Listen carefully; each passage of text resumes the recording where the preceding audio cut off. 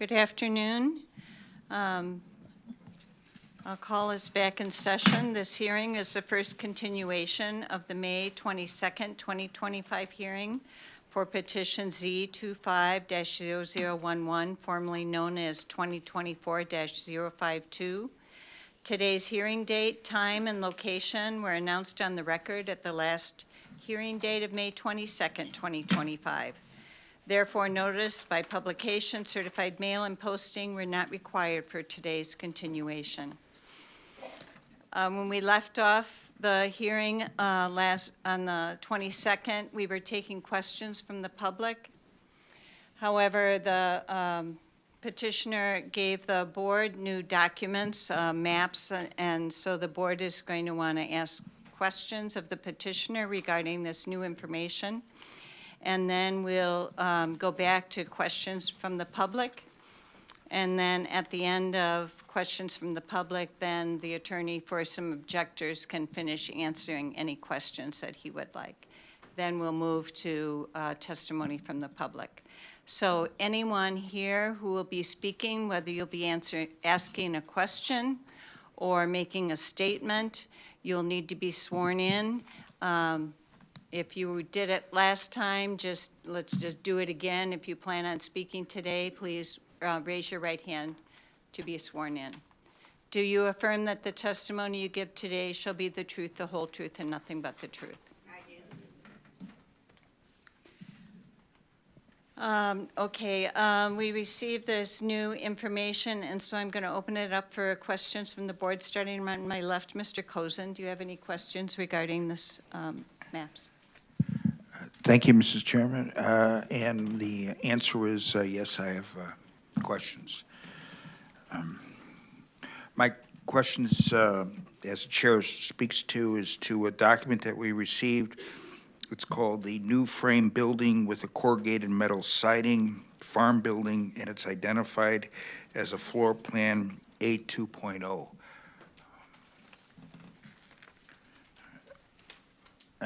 And if my questions could be in reference to another document which we had, which was A10, called the site plan.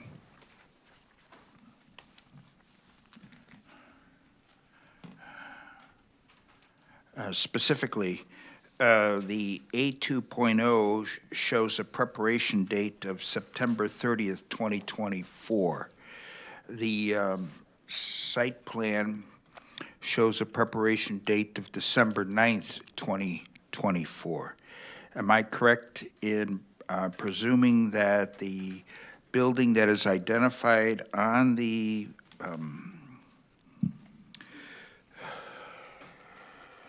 A20 is the same building that is reflective on A10, even though that they are 3 months apart? Would you speak into the microphone, sir, so people in the back of the room can hear you? Then doing so, the drawing, the directional cardinal direction is then with the title block would be on the bottom of the sheet towards a viewer, as opposed to, and that's not a problem, but just so that we have our orientation. And the north arrow for the site plan is to the top. So therefore, if I'm reading this correct, the proverbial covered porch, which I stand corrected, is a shelter. The larger one that runs the entire face of the building, first of all, to the what would be the southwest corner of the building. Am I correct that that's the overhead doors? Yes. So you have a set of overhead doors that lead into an area called the entry or foyer, excuse me. Foyer. Entry foyer, yes. So those are overhead doors, and then beyond the overhead doors, directly through the entry, through the foyer, is the freezer, and then the next room over is a processing area, and further is the cooler. Double entry door. What is this? That's a 8 by 7. No, it's overhead door. Yes, that's correct. Okay. And not to be confused. Excuse me, Mr. Cozen. Sure. Listening to the transcript from last week, it's going to be imperative that we all talk into the microphone. It was very, very difficult to hear some of the testimony. So please speak directly into the microphone. Thank you. Thank you. So again, just to repeat, that's the overhead doors, which would be located in the southwest corner of the building, of the large extended covered porch, which is actually, I stand corrected, not an entertainment area, but actually a work shelter area. I mean, so continuing on then, there's another set of overhead doors on the north face of the building. Okay. That is correct? Yes, correct. And that has a driveway that leads to it. Am I correct? Yes. Where is the driveway on the site plan leading to the overhead doors on the south part of the building? We don't need driveway there. There is shown an extended parking area that runs along the east side of the building. Correct. There also shows a septic field on the west side of the building. Excuse me, would it be possible, yeah, there you go. We're not looking at that right now.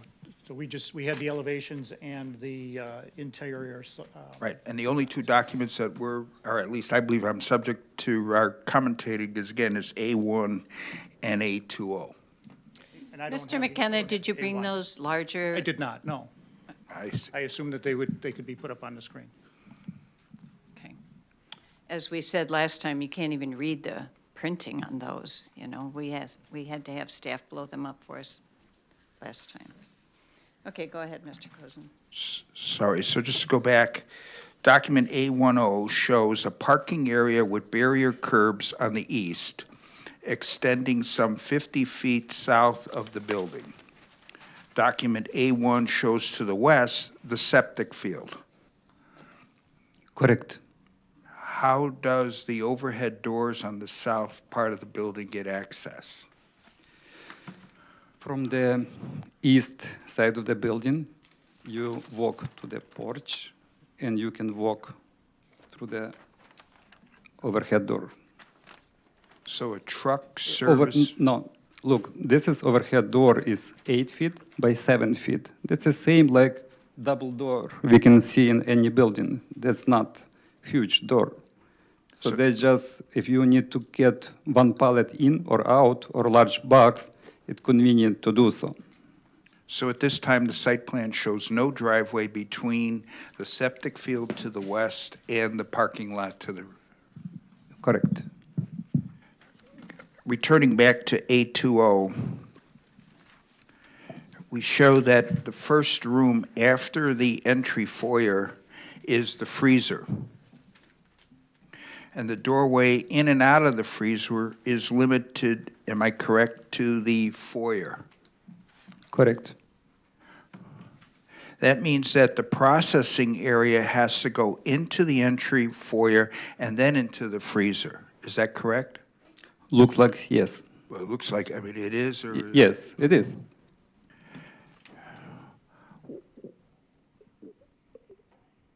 Why is there not direct entrance in and out of the freezer as opposed to going through the entryway and then into the freezer? That's technical things. I don't know why architect put in that way. Probably there is reason behind, which is I don't know, because I'm not designed the building.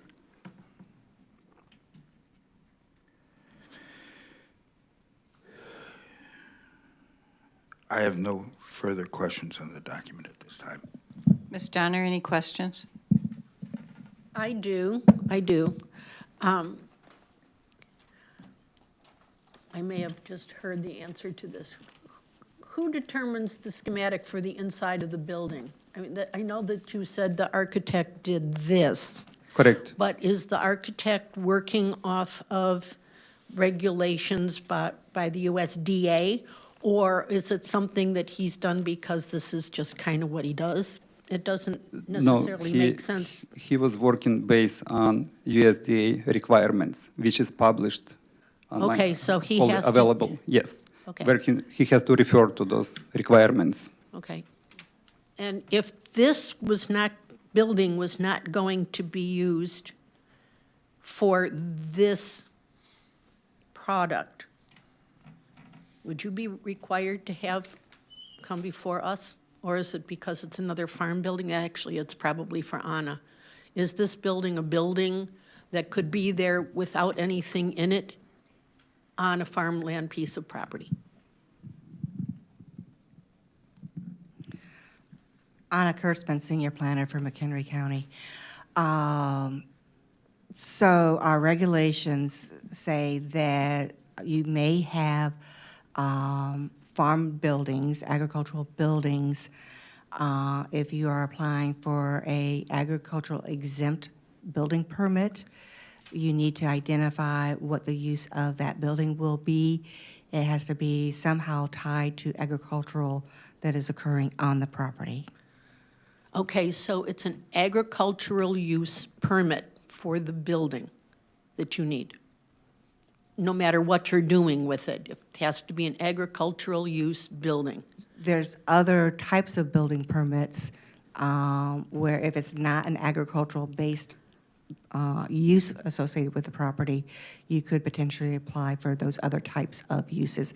So it really depends on how the building is intended to be used as to what kind of building permit you are seeking. Okay, and so the fact that for the use, that the limited use that he wants to use it for requires, there are USDA requirements for the installation or the inside of that building. And the architect is required to follow those requirements, or the USDA isn't going to allow them to do what they want to do? So in the case of a slaughter facility, it's my understanding that they would need to have a commercial type building permit to meet all the standards that the USDA and other organizations may impose. Okay, thank you very much. I have no other questions at this time. Could you hand the microphone to Mr. Eldridge, please? Yes. Mr. Eldridge. Thank you. Looking at the elevations, on either end, there are second-story windows, but I don't see any stairs to the second story. Is that just going to be an attic, or is there going to be offices or other uses on the second floor? No, they just tall room to provide more fresh air, to easy manage the clean air inside the room. So There is people- no second floor, they're just windows to make more light into room. Okay, so the building will be open all the way up to the Correct, the yes. roof line, wherever that is, which is higher at each end and lower in the center of the building. Is that Correct. correct? Okay, thank you, because that had confused me a little bit. So looking. Also, I'm going to ask the petitioner to identify yourself again, so for the record. Sergei Baziluk. Thank you. Looking at A1.0 again, the site plan portion of that, it appears to me that the ingress and egress easement goes into a driveway on your property that comes to the overhead door at the north end of the building. Is that correct? Correct. And that is the only vehicle entrance that gets directly to the building. Is that also correct? We got entrance to the holding pen. We got the entrance directly to the holding pen as well. That's what he's asking about. Yes, yes, Yes. it is, correct. Okay. That's all I had on that one. Then the porch at the north end of the building is just porch, and at the other end, it's called covered porch. Does the porch at the north end of the building have a roof line over it or not? Yes, Okay, so both, in fact, would be covered porches. yes, And I presume that regulations of the USGA or the comparable Illinois Department of Health direct how your operation would go, how an animal would move into the building, be processed, and then what you need to do with the meat thereafter, into the pre-chill cooler, into a holding cooler, and then into a longer-term cooler or a freezer, if that's what you're using it for. But all of those steps are pretty much required by your regulator as part of protecting the health of the public. Is that correct or not correct? that's correct, absolutely. And so after the kill, you will move the offal into the offal cooler, which, to be safe for its ultimate use, has to be chilled immediately. And then you move the meat into the pre-chill cooler and so forth. Is that correct? That's correct flow, yes, sir. And I presume also that they require a locker room, the restrooms, and the office for the inspector. That's correct, The other office is for your staff, I presume. yes.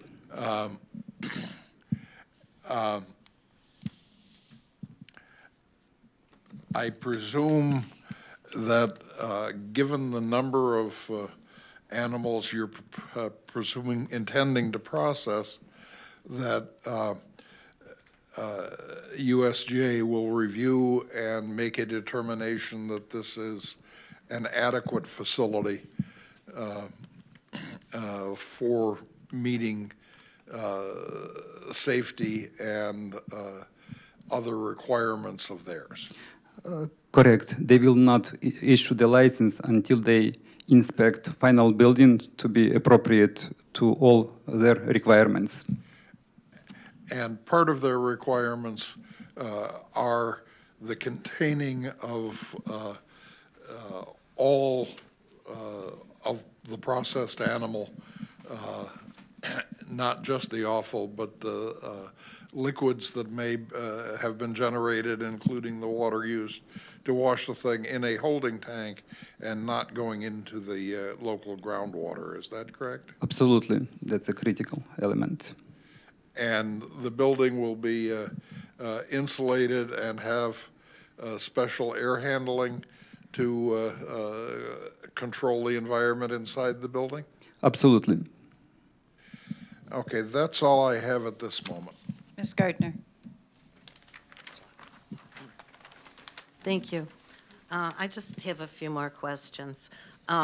When the offal goes into the offal cooler, I think that you said there was some sort of system where it went directly into the tank, the holding tank for the offal? There is two different waste when animals processed. Liquid waste go to the tank, and solid waste go to the oval cooler.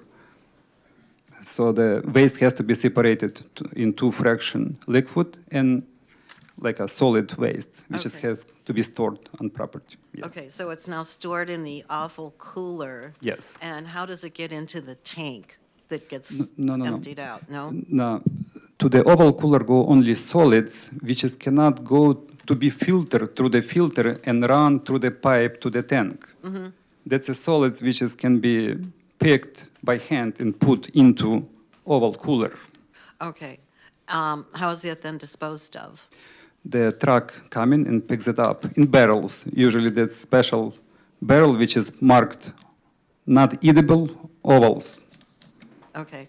And then the liquid then goes into this tank Tank. underground? Yes, Okay, so it's all separate, yes. and it's, both of them are picked up weekly? Up to, I don't know The what liquid inspector one will, is- yes, it's yeah. going to be set by the There's a company, meter which is on it or rendering something, yeah. company, yes. Okay, so when the alarm starts to go, then it's time to empty the liquid tank, right?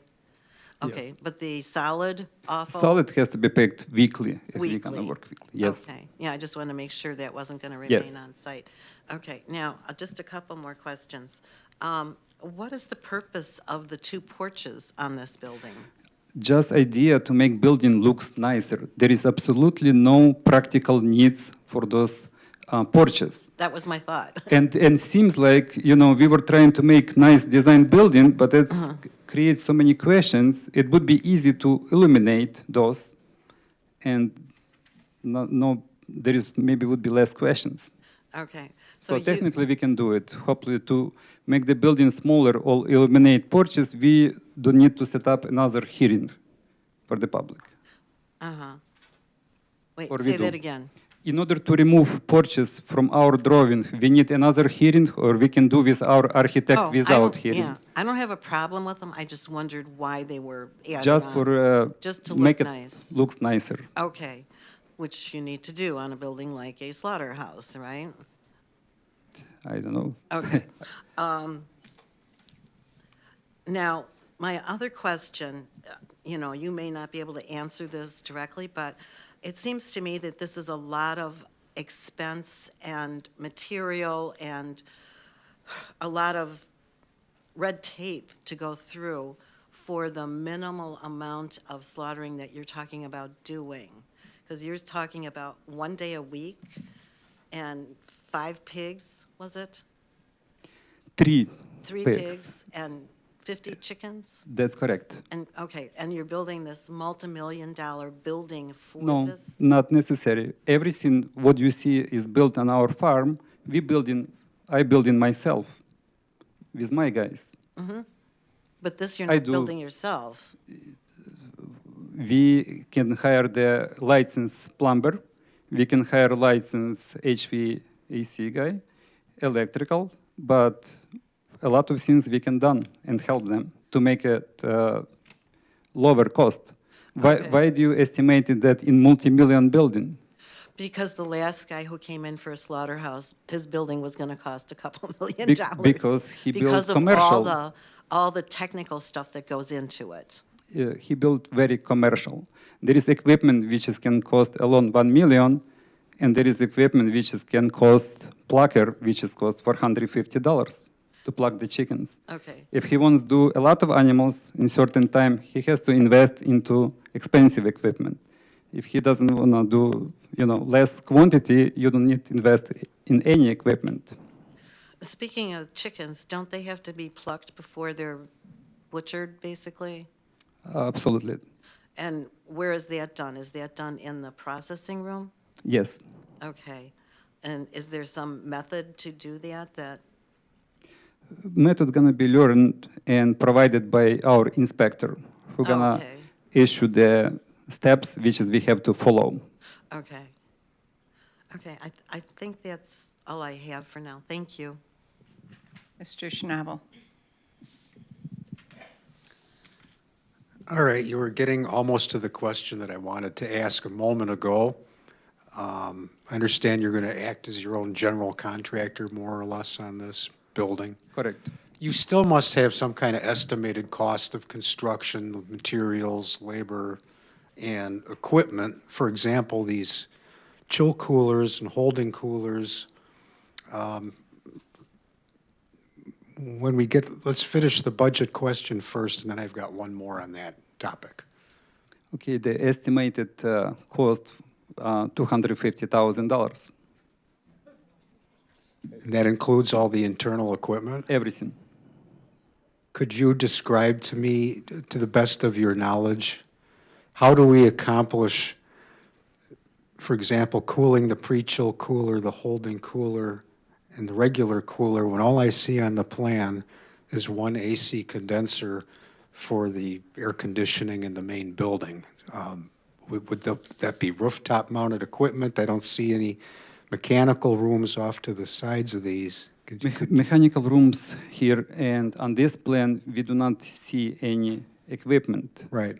But for example, pre-chill cooler required 10,000 BTUs. And that's unit 1 horsepower, which is nowadays cost $3,000. So I don't know where you see here multi-millions expense. I didn't say that. No, Mrs. Gardner said that. Yes. And also the freezer, the same question. We're getting a little colder in there, more.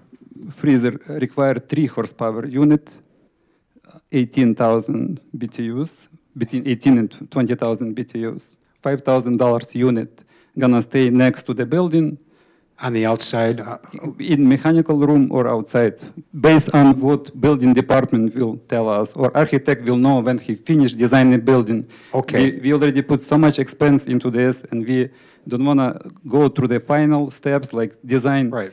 cooling system without knowing if we got approved or not. correct. Very good. And I'd just like to see if we can dispel one other rumor. It's due to the entry foyer area with the covered porch that people seem that would make an attractive retail store, and I believe you've denied that that is your intention. That's correct. It's not a retail store, but even if inspector there or my employee, they wanna, sit down and have a cup of tea, I think they can do that in nice area for it. Thank you very much. I'm going to pass along. Thank you, Jessica Beverly. In that same vein, the entry foyer would be where you would have people come pick up if they were coming to pick up an online order? Again, if you're gonna be permitted to any people to come, like I say many times, we not require, but if that's gonna be accomplished, we can accomplish that for people if that would be necessary and permitted. Okay, and then Anna, if you could pull up the other with the driveways. So to empty the ovals and to clean out the tanks, you have this square portion that extends down, Correct. and that's To gonna be the driveway. turnaround for the semis or the trucks that come? No, they don't have to turn around. That's usually single axle truck, which is just back up. Okay. And how often, at the last hearing, I think you said the offals have to be picked up every week. And then how often do you anticipate having to get the tanks emptied? I don't know how tank function yet. It's gonna be according to installer of that tank. They will provide us instructions how they're gonna empty or another company gonna be empty. And all of that would be accomplished at this, Correct. This driveway there. They usually run the flexi line, same like they pumping at the house, if you ever see that. okay, Yes, septic tank. that's all I have. Ms. Gardner, you had another question. Thank you. Should this petition be denied, either at our level or at the county level, what are your plans to accomplish this business? That's gonna be a sad story, I would say, because that's, for benefits people whom we've been serving we've been farming for 8 years, and they waiting on fresh product. So there's no other site that you could put this, this processing house on? Is that what you're saying? As of now, no, I don't have any other idea. Okay, thank you. Ms. Donner, you have another question. I do. It's somewhat tangential to this. Once this building is done, let's go back. Right now, there are other things being done on the property that make you the berry farmer. I mean, I see signs that say, watch out for the kids, pretend they're yours, and you have places where people can sit. My question is this particular facility going to be available to those people as well? For instance, to use the covered porch as a place to be sitting and eating? Can they do that? I guess it's two questions. No, they cannot. No.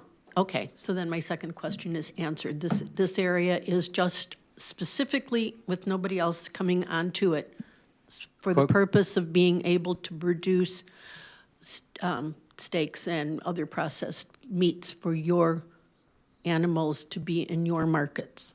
It's not like you're selling it to A&P. A little bit got lost. You asking about I'm- markets and steaks and porch. Well, your processed meats, I'm just okay. saying. So the processed meats that you have, and I'm just lost, I went through the door, I apologize. Those animals are being processed for your marketplaces, specific with your actual animals. They are not outside animals coming in.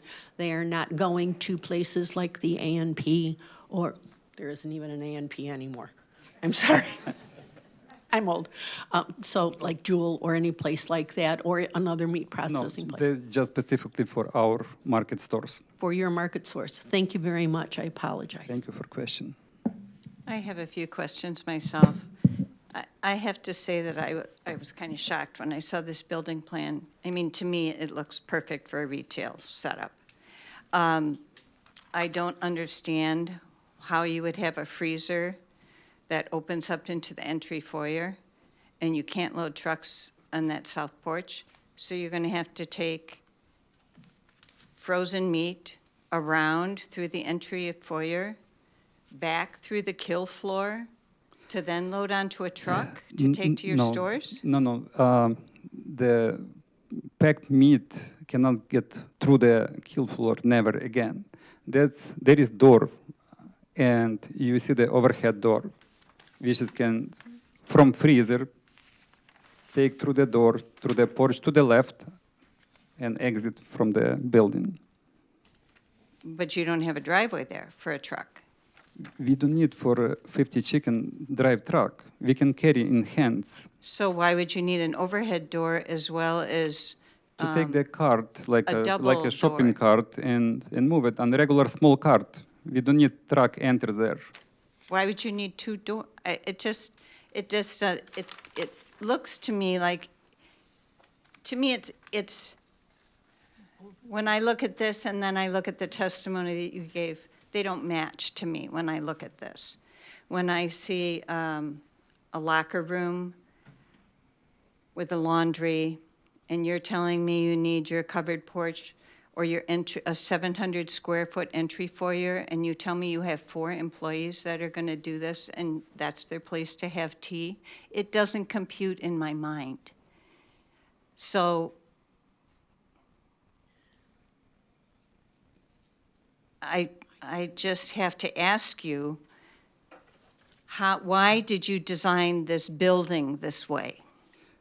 The porch gonna be illuminated. If you again concerned about porch, the entry foyer, as you see in our petition, we were asking for possibility to local people come and pick up their order.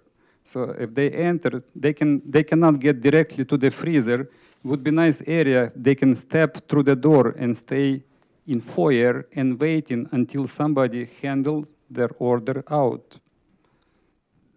I also want to ask about the parking spaces. So you have 4 employees, and you say that there would maybe be 6 to 7 people coming in a week. You have 13 parking spaces. Is that by your design, or did the county require you to do this? County required per the square footage of the building, and they probably took the porch also calculated for that reason. And did they do that with the understanding that you initially asked for retail sales at this place? Probably. Okay.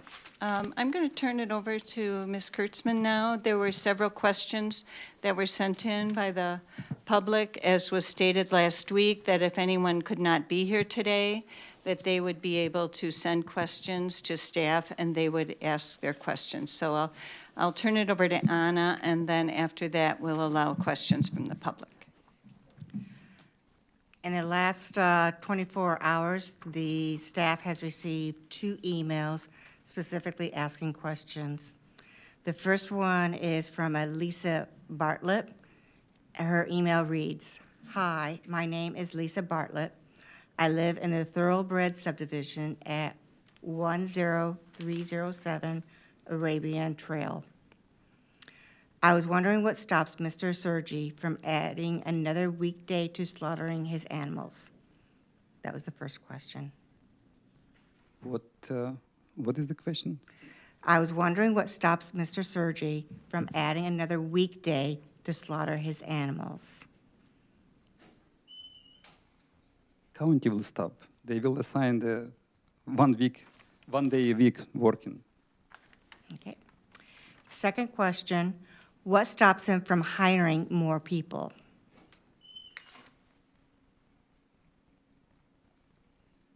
Can I respond to that?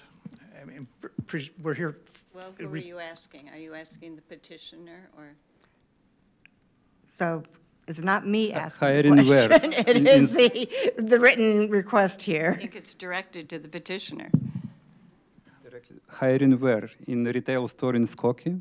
No. Here, Or- presumably the conditional use will set out guidelines, and it's your intent to comply with the guidelines of, or the requirements of the conditional use. Yeah, that's correct. And you realize if Intend you to don't, comply. if you don't follow the guidelines of the conditional use, then your conditional use could be revoked. Okay, understood. And so it's in your interest to follow the guidelines imposed by the conditional use permit. Understood. I don't know that that answered her question, though. She asked what stops you from hiring more people. But wouldn't that be, if there are limitations on what is imposed in the conditional use and we violate that, then we would be jeopardizing the conditional use. So really what stops us from doing that is any I restrictions. don't think we put conditions on how many Okay, employees we people clearly can state have. we're not going to exceed 4 employees, and that's what we're going to obey in our project. So as staff, I'm going to interject here. This is not the testimony of Ms. Bartlett. So it is within the purview of the ZBA to place a condition, if you so want, on the number of employees. Okay. So her third question is, will he get citations that will just pile up? And I'm assuming that that is a question directed more towards staff than it is to the applicant here. So the procedure for a complaint, it comes into our office, we investigate it. If it is deemed that there is some merit to that particular violation, then we would cite him and work with him on correction. If a separate violation occurs, yes, that would be treated the same way. So there wouldn't be nothing that would preclude different citations from being mounted through our department. I cannot address citations that may be from other governmental agencies. Okay. The rest of her email is in the packet that I sent to you, and that is testimony that she is providing. So I'm not going to read that into the record here. The second email that I received also starts out with a statement that goes on for a little over a page, and then it goes into questions. This is from Heather Trom, Trom. And she does have a number of questions. Okay, so question, ethical standards. Could you state her address? I'm sorry if I missed. Yes, okay, her address is 9433 Rachel Drive in Wonder Lake. Questions, ethical standards. At the May 22nd hearing, when questioned about the petting zoo at the location of the proposed slaughterhouse, the petitioner stated there was no petting zoo and implied that he had no idea why that was asked. Screenshots of the website show the petting zoo and future activity park. I do not have pictures of what the page looked like 2 weeks ago, but at that time, the website said the activity park was opening in 2025. During the meeting on 5/22, I took screenshots of what the website looked like, including the petting zoo and Activity Park proposed to open in 2026, which she attached. The website has since been changed again. My questions are, one, why was the dishonesty in stating that you knew nothing about a petting zoo at this location? Which locations and which petting zoo we refer to? We got petting zoo in Mandalay Farm. We got, I saw that I received this email as well. There is our pigs on picture, and one child plays with pig. So that's not like camel or something. That's our animals which is live on the farm. And if somebody pet our animals, that's not like specially designed area with such a nice sound like petting zoo, which is in somebody's mind, it's a couple acres of land with all exotic animals on it, if I understood question correct. Second question under ethical standards. Two, why change the website after the hearing if you had nothing to hide? We really have nothing to hide, ma'am. Okay. Three, if you could not be honest about the petting zoo, why should we trust that you are going to follow the rules and guidelines of having a slaughterhouse? The questions are dealing with a petting zoo that we're not requesting. We're requesting a processing facility. It has nothing to do, her questions have nothing to do with our petition. If we were to request more intensive agritourism uses, we would be before this board with a petition asking for such. The questions, while inflammatory, are really irrelevant to what we are here for right now. If I might be heard, it goes to the issue of credibility, which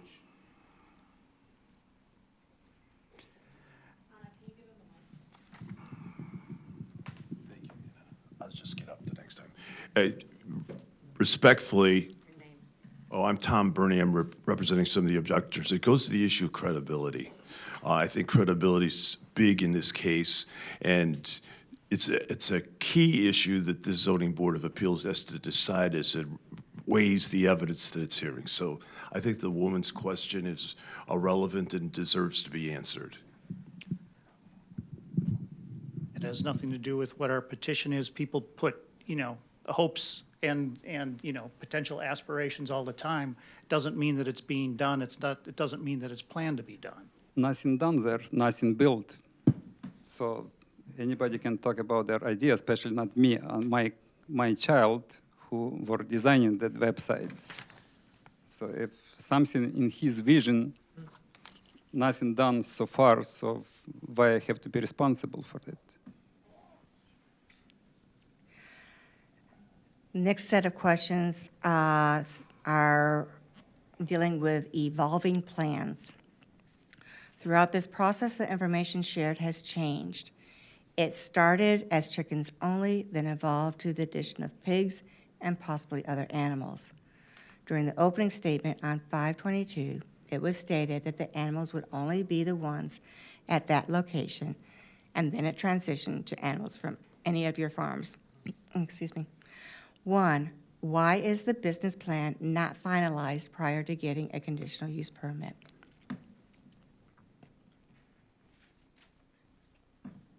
We discussed this numerous times already. A couple times was discussed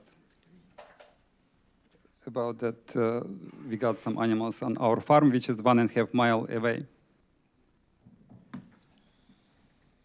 I would also suggest that at no point during the testimony did the petitioner ever testify that the only animals that were going to be processed on this facility were coming from this location. They were coming from his other locations. So her question mischaracterizes the testimony that was given.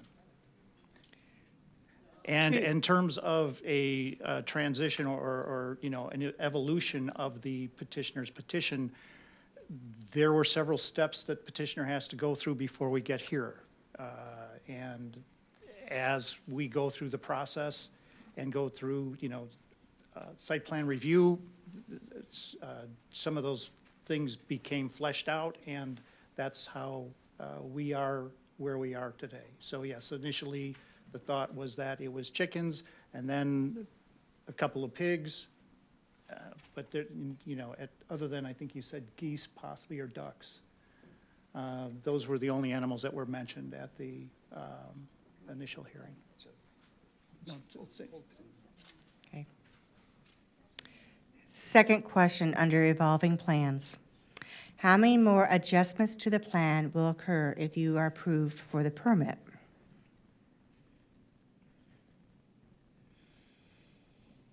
Anna, to that, there was a question earlier that was asked the petitioner, and you were not there at the table. I think you were taking care of some technical issues, that if he made changes to the building, would he have to come back with a new building plan? So, I mean, that's kind of one of these. If you would address that after he answers this question, that'd be great.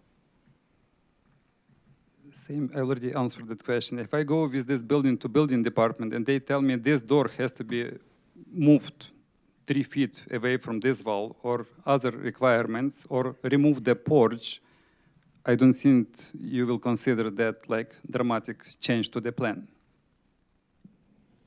Okay. To answer Ms. Kustra's question, any conditional use permit after it's being granted has to go through the permitting stage. Permitting stage includes primarily the building permit, but there are other components that go with that.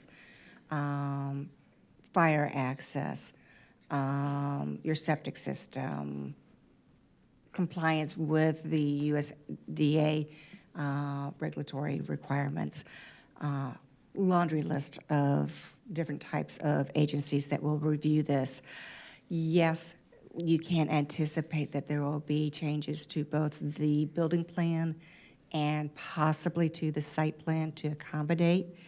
If there are any changes to the site plan, that would be reviewed by the zoning enforcement officer to deem whether that change is considered a major or a minor change. If it just needs to be moved a couple of feet, that's usually considered a minor change. If something needs to be totally reworked, then that would be considered a major change.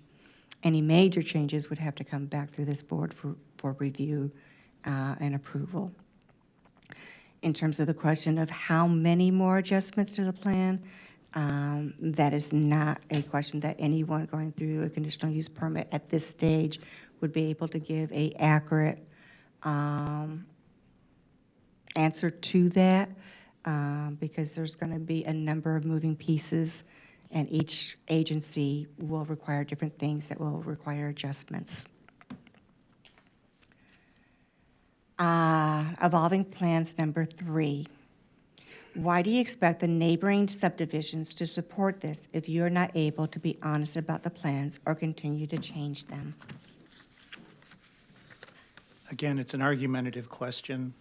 The answer was just as you stated. The final section that she has, she's labeled it conditional use standards.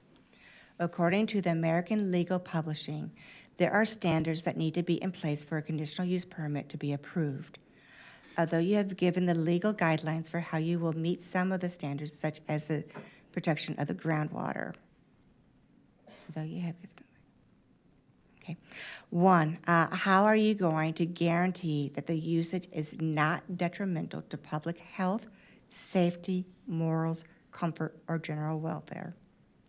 And again, she's asking about question or standards that are set out in something else other than the McHenry County ordinance. We've addressed the standards in the ordinance. Actually, the American Legal Publishing is the Is that the publisher for company the ordinance? that publishes the ordinance. So how are you going to guarantee that the usage is not detrimental to public health, safety, morals, comfort, or general welfare is within our ordinance? Shall we restate the presentation to answer this question? I mean, that was the crux of the testimony that the petitioner gave. So, 2, how does this permit align with the existing development in the area when half of your property is surrounded by residential neighborhoods?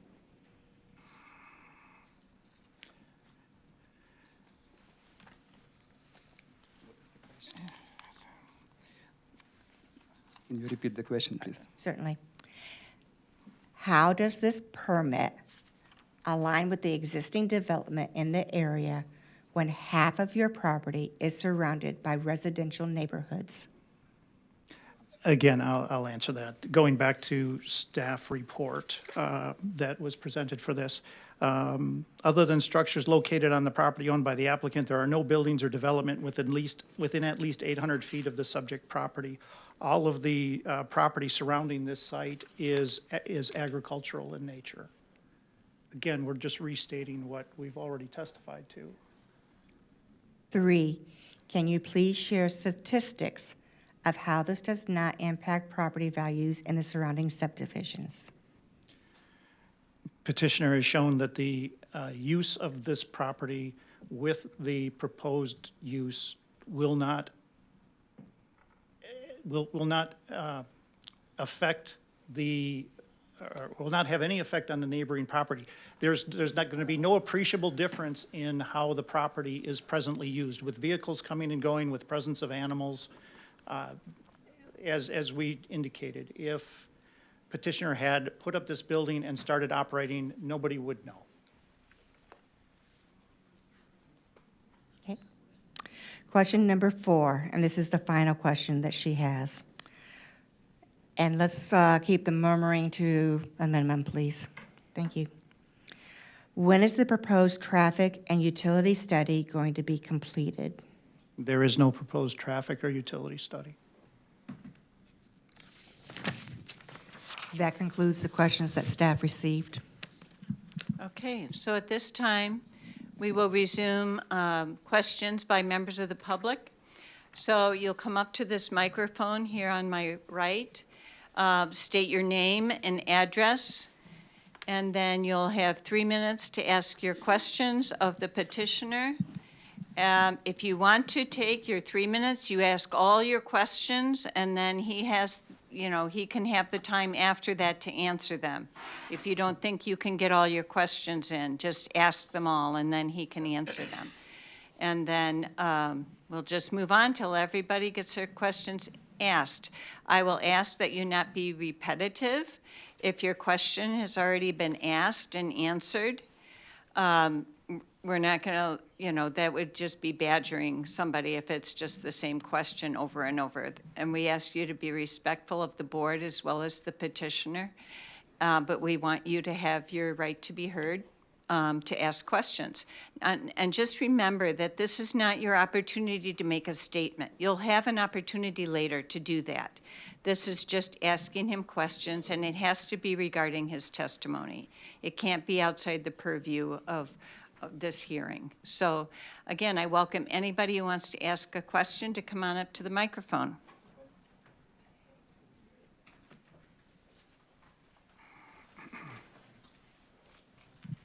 Go ahead, sir.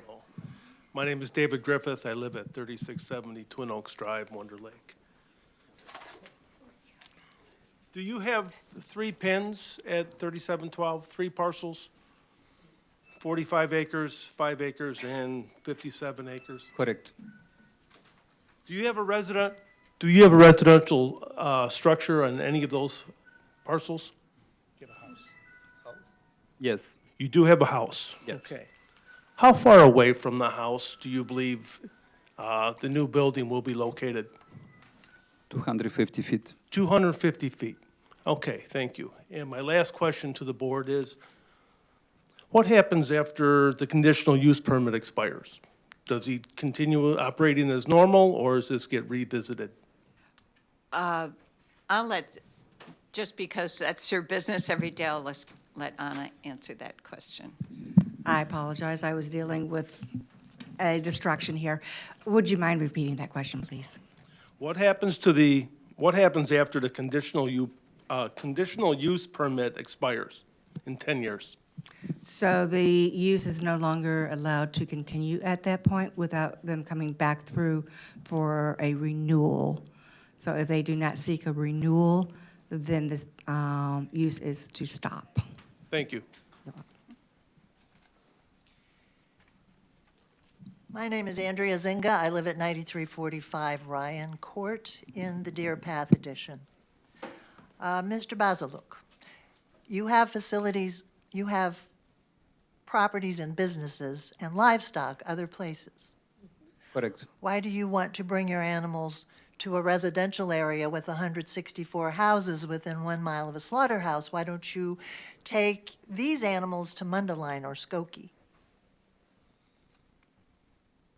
Skokie is a highly populated area, and there is no agricultural land in Skokie. If you ever been in Skokie, you probably was not here on previous meeting, where I explained all our 90% animals live next to the residential area on this particular parcel 3712. 90% animals live on this farm. That's why this farm was chosen for this processing room. Okay, you stated that you will only sell 9 processed meat purchases a week here, is that correct? If that's true, that's 0.0028% of the McHenry County population. I would also like to ask you, what is the benefit to the community of this slaughterhouse?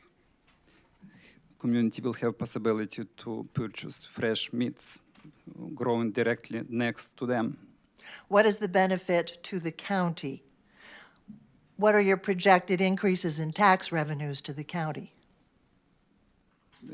We already paying a lot of tax for the county, and if product will produced and sold in same county, all taxes will go to the same county.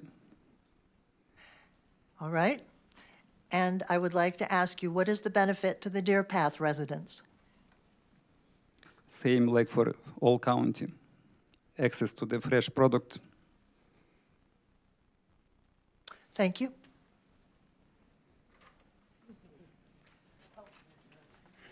Yes, I'm Mary Bishop. I live at 10418 Arabian Trail. That's in Thoroughbred Estates, just a little over a mile from the proposed site and directly across Greenwood Road from where the orchards and the animals are. Last week, I heard it stated twice there would be no odor. I'm a veterinarian. If there's one thing I can say with certainty, dead animals stink. They do. How can you say there will be no odor? How do you kill an animal and not have them immediately smell? The issue, which is for some people not understood, when animals alive, they smell more. Before they process, they smell more than after process. The processing plays very clean environment and create no smell, never. I have been in slaughterhouses. I disagree. Well, I cannot argue with that where you was. Well, my follow-up question to that then is, I assume you did research on how to select a site for a slaughterhouse. And if so, you would have found, like I did, one of the most frequent criteria they mention is wind direction. If it produces no smell, why worry about wind direction? I'm not really worried about wind direction at all. There's going to be an enclosed building, and there is no wind will have no influence on processing room. Okay, so the sites are wrong. That's correct. That's enclosed building. Okay. Are you aware that the industrial slaughterhouses, the big commercial slaughterhouses, spend hundreds of thousands of dollars on their ventilation systems to try to keep their odor to a minimum? I have not made any research on industrial slaughterhouse. There is no interest for me to make research and learn about industrial slaughterhouse. But you propose to do this I'm building proposing for small estimated processing room. $250,000? That's what you estimate? $250,000 invest into building, not animals, $250,000. But that includes the ventilation system. Yes, it includes ventilation system, correct.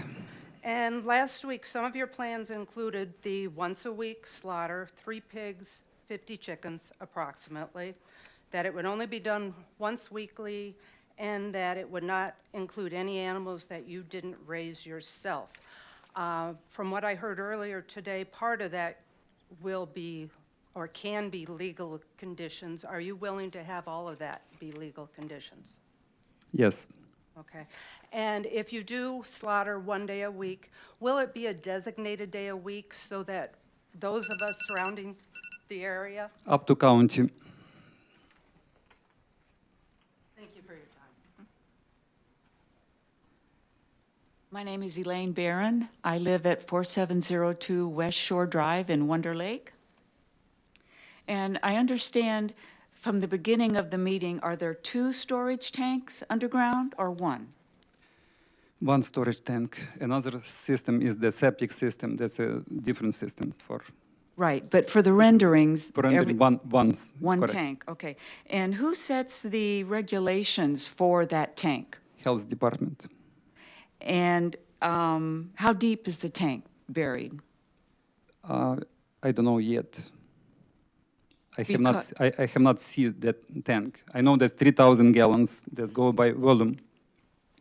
Well, one of my concerns is that it would probably need to be below a frost line because of our cold winters here. Do you know if that meets that requirement or what that requirement is? I know that's a special company which is installing those tanks, and they will know regulations, which is not, I'm not aware myself.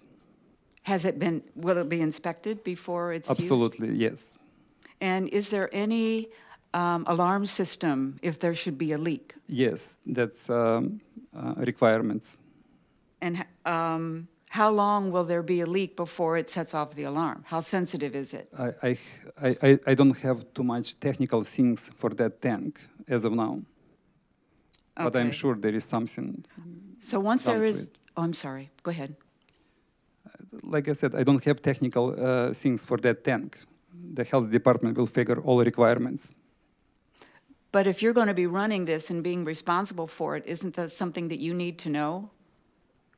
They will, the company which will install the tank, they will instruct me how to manage that and monitor everything. Okay. Who is going to be responsible for responding to the alarm? I will respond to the And alarm. will you be living on site? I will be on site always when there is going to be processing happen.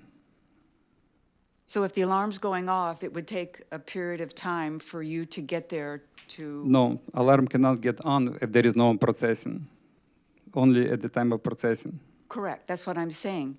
So the renderings are going to go into a tank, and then they will be left there until emptied. So it may not be a processing day, but that they could be in the tank, and if there is a leak, if there's no processing, you may not be there. But, the tank doesn't know that. I believe the manufacturing those tanks predict all necessary step to prevent contamination of the soil. So what happens if there is a leak and the soil is contaminated? Does your business get shut down? Can you ask that health department? I don't know how they're gonna react. I'm telling you, the tank gonna be designed by factory tank. There's not something I'm gonna do.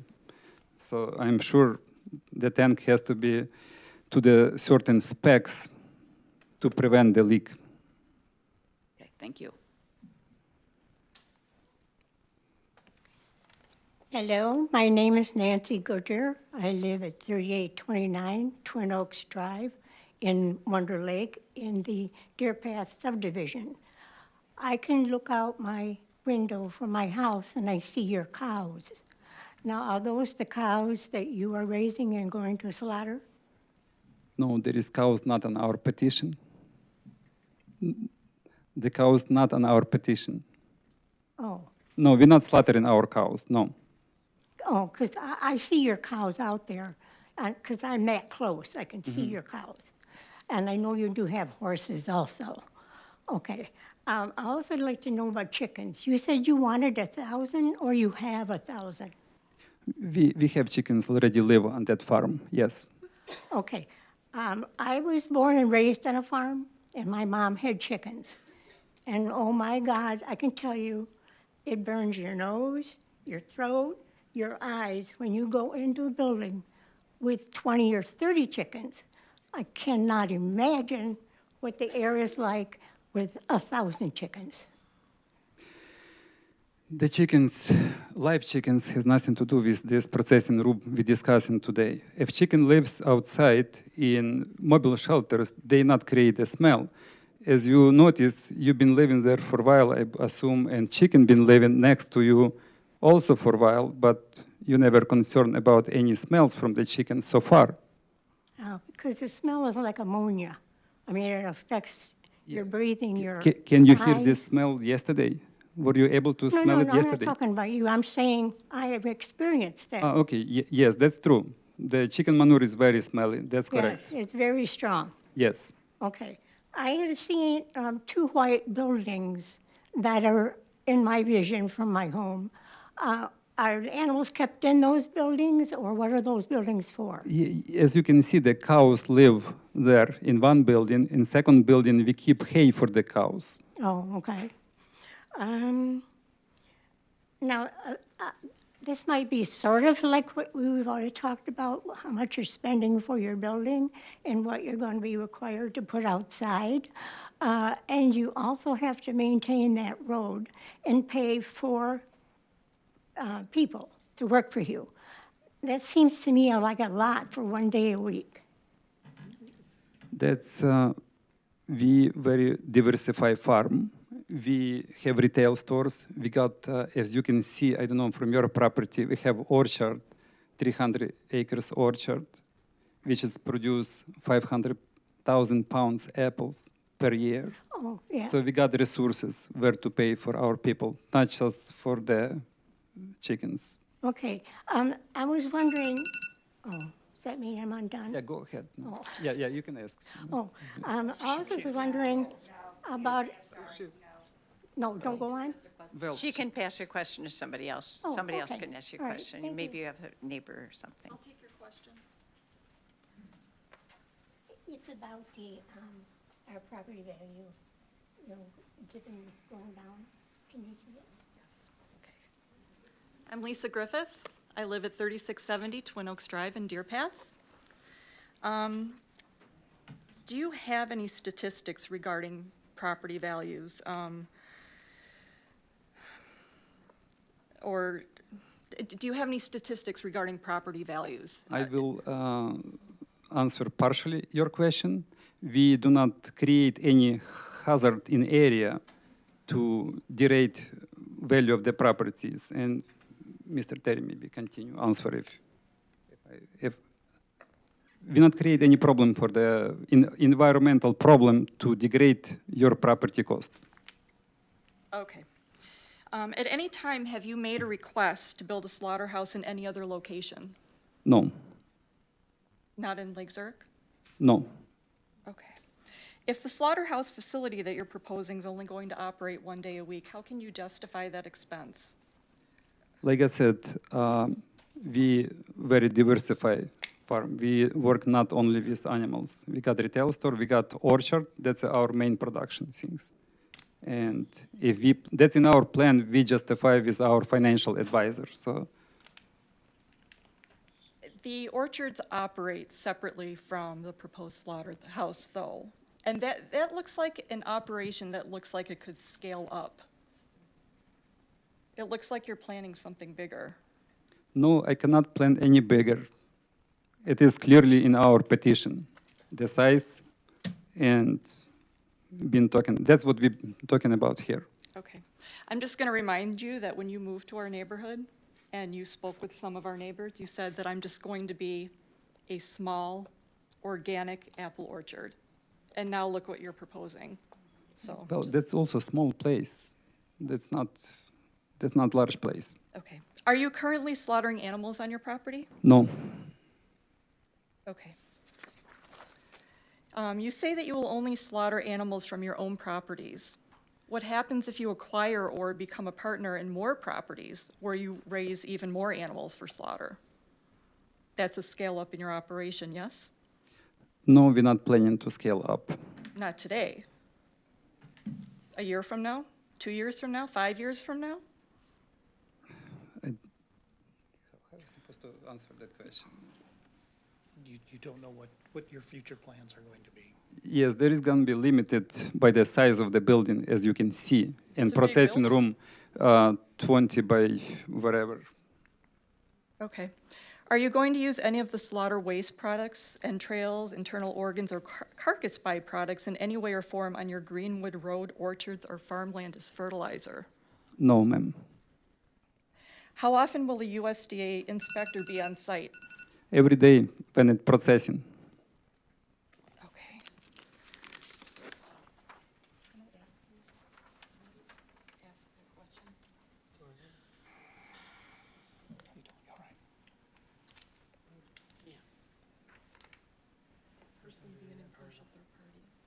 Yes, that's the FDA inspector. The inspector's there by himself.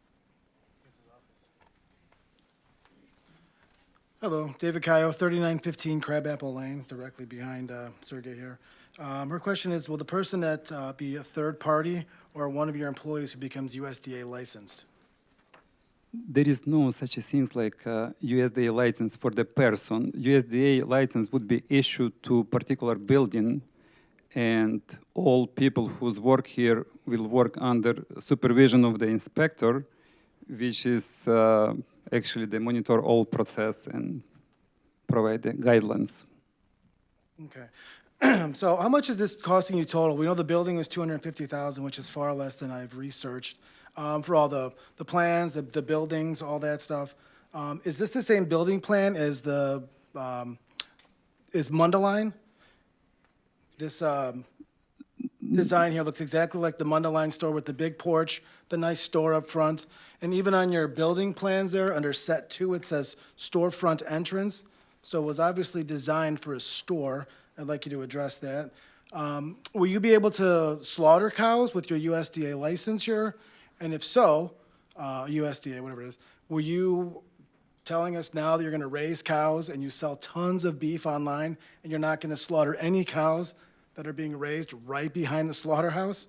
Seems a little odd. Where is the information come from that we selling tons of the beef online?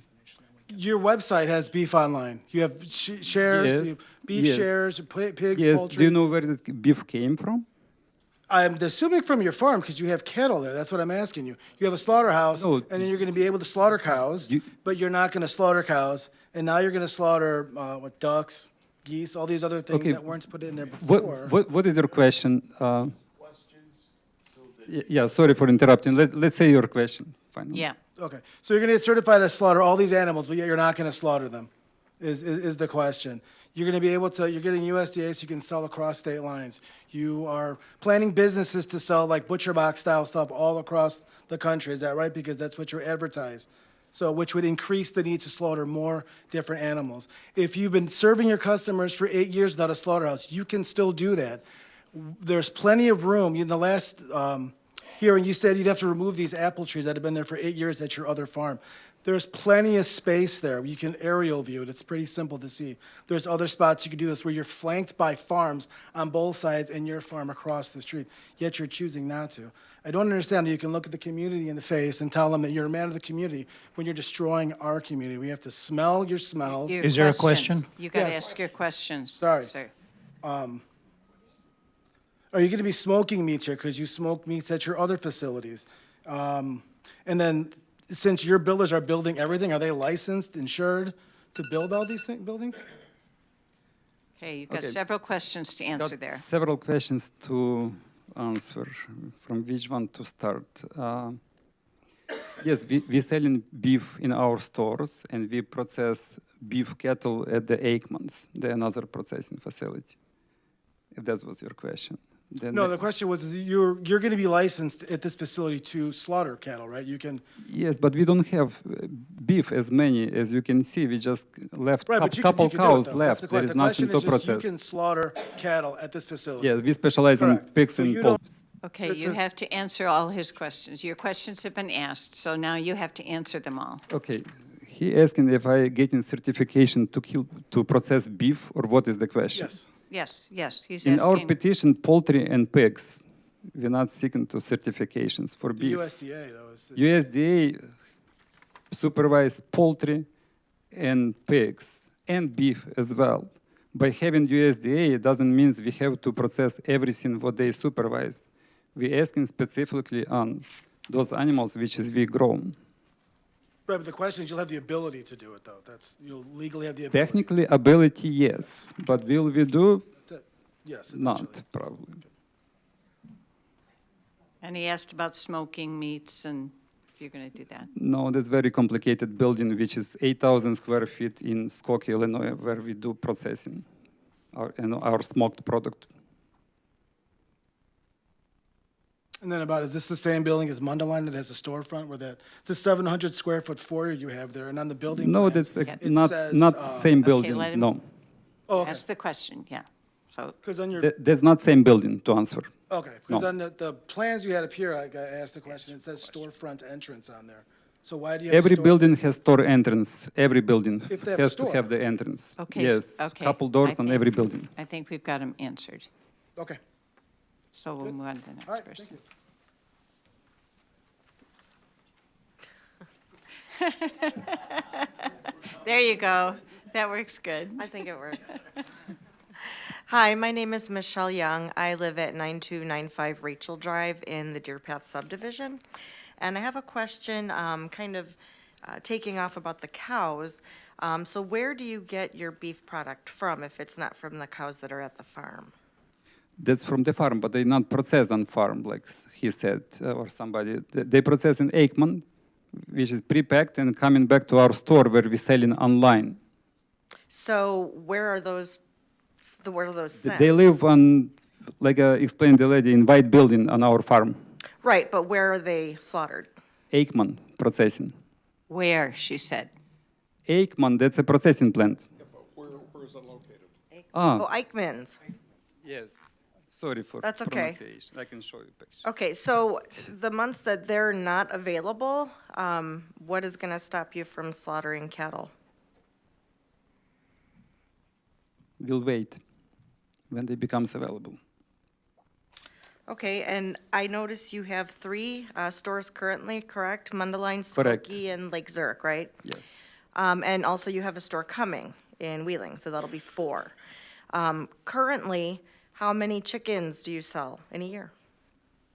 The problem is we selling frozen chicken, and that our customer seeking for fresh, air-chilled chickens.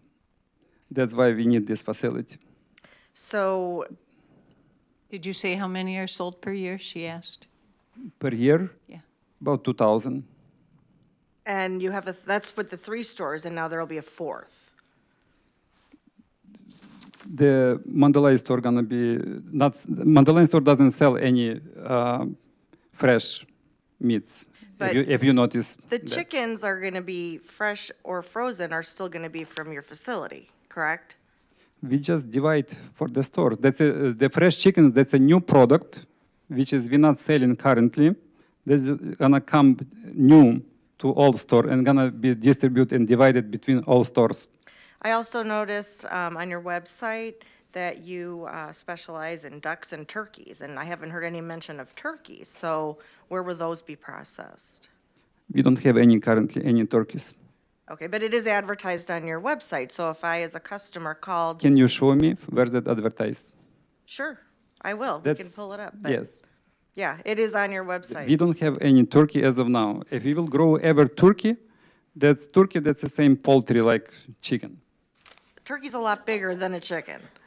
Hugely Yes, bigger but than it's a not chicken. bigger than pig. Well, that's a whole nother issue. What process will you be using to ensure humane slaughter for the animals?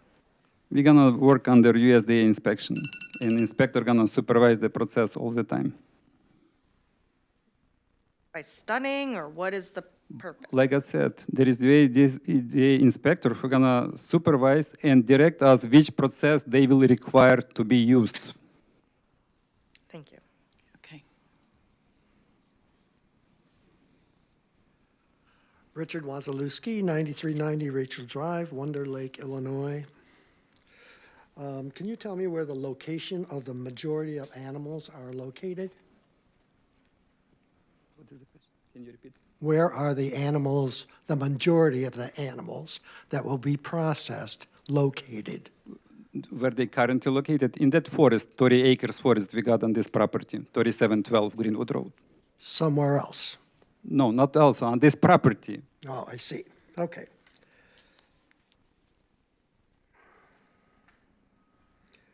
Mhm. Where do you reside? Where do you live? I live in Lake Zurich. Lake Zurich.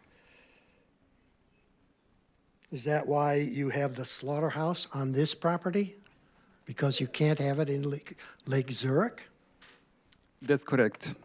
I cannot have proper slaughterhouse in residential area directly where I live. Please, audience, please refrain. Yes. Is the USDA inspector going to be on site every day that a processing Correct. occurs? Yes.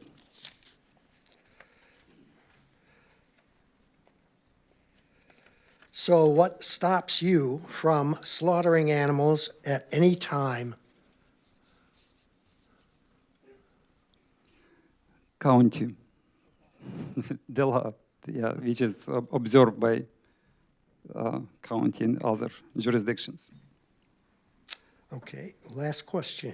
Could this zoning request have been made at another location, avoiding the easement issue? I have no idea about easement.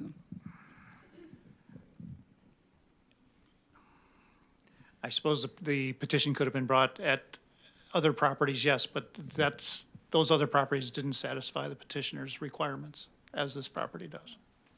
Thank you very much.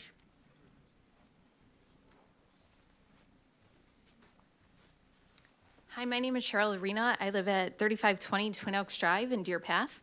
My first question would be, you own a parcel in Alden Township that's 39.87 acres. Why not choose that one? It's surrounded by farmland. Animals not live there. So do animals tell the time? Animals live on 3712. But do animals tell time? Would they know if you loaded them up from 3712 and moved them out to Alden? You're already moving them elsewhere.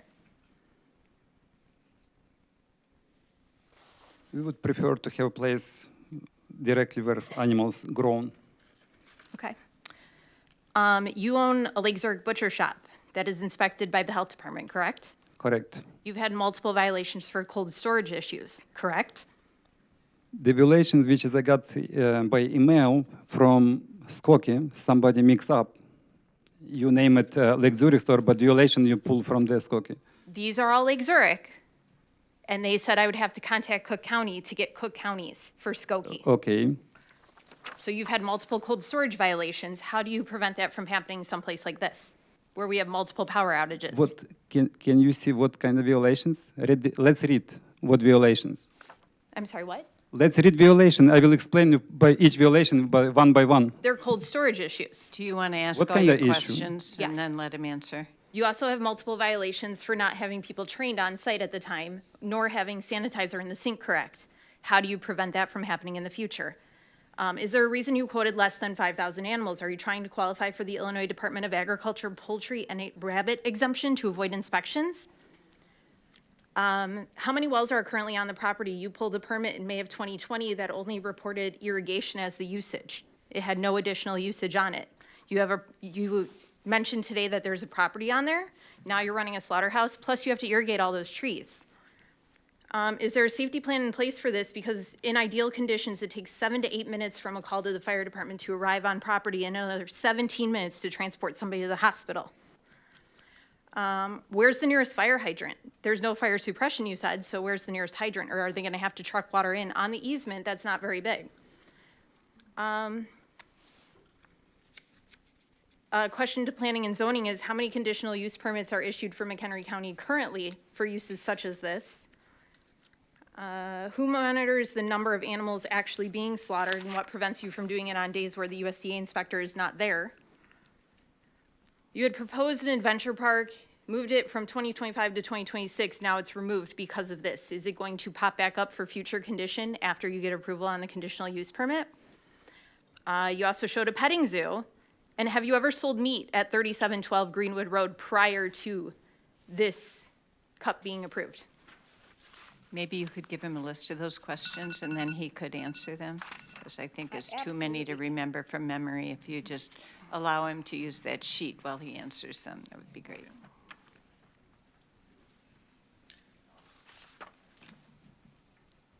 Cold storage issues. I will start regarding the cold storage issue. It's as simple as you put one box, in wrong place, and that's considered a violation. But that's not a health hazard, and we never been cited by any fines or anything. All violations been corrected on spot. For example, there is no hand sanitizer by sink. Anybody can run out of sanitizer, just go to another room and grab the sanitizer, which we always have in stock. And I don't know how the lack of sanitation for a couple minutes and violation in Lake Zurich store connected to our petition here. But that's a minor violation which has happened in any processing place, and usually that's corrected right away. If that would be major violation, we wouldn't be in business, because we work with food product all the time, and all our employees is trained and have certification, appropriate certification to work with the food items. Lake County has asked for hazard plan. Yes, they were asked and they were presented and they were satisfied by after we present them hazard plans. How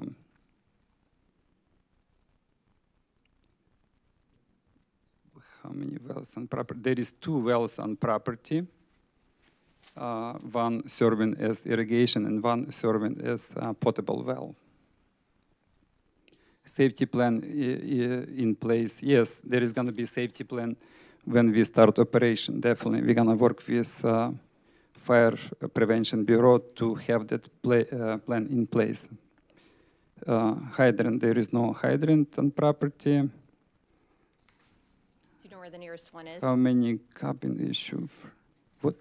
Where's the nearest hydrant? Do you even know? You know what? We not require so far in state of Illinois to have hydrants on farms. That's what I learned so far. If there is requirements will come up, we'll talk about that. Will you process beef in the future? No. Number of employees regulated by our petition and law. USDA inspector on site going to be every day, correct? Is it every day or only days that you are processing? Day of processing, definitely.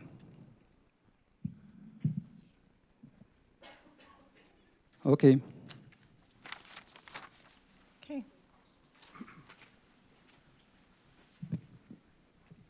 Hi, my name is Jill Ferretti. I live at 9340 Rachel Drive. I'm also a special education teacher going into my 20th year in August as being teacher. So I have a couple questions for you related to the school, Greenwood Elementary School. But I want to start with, I have a question.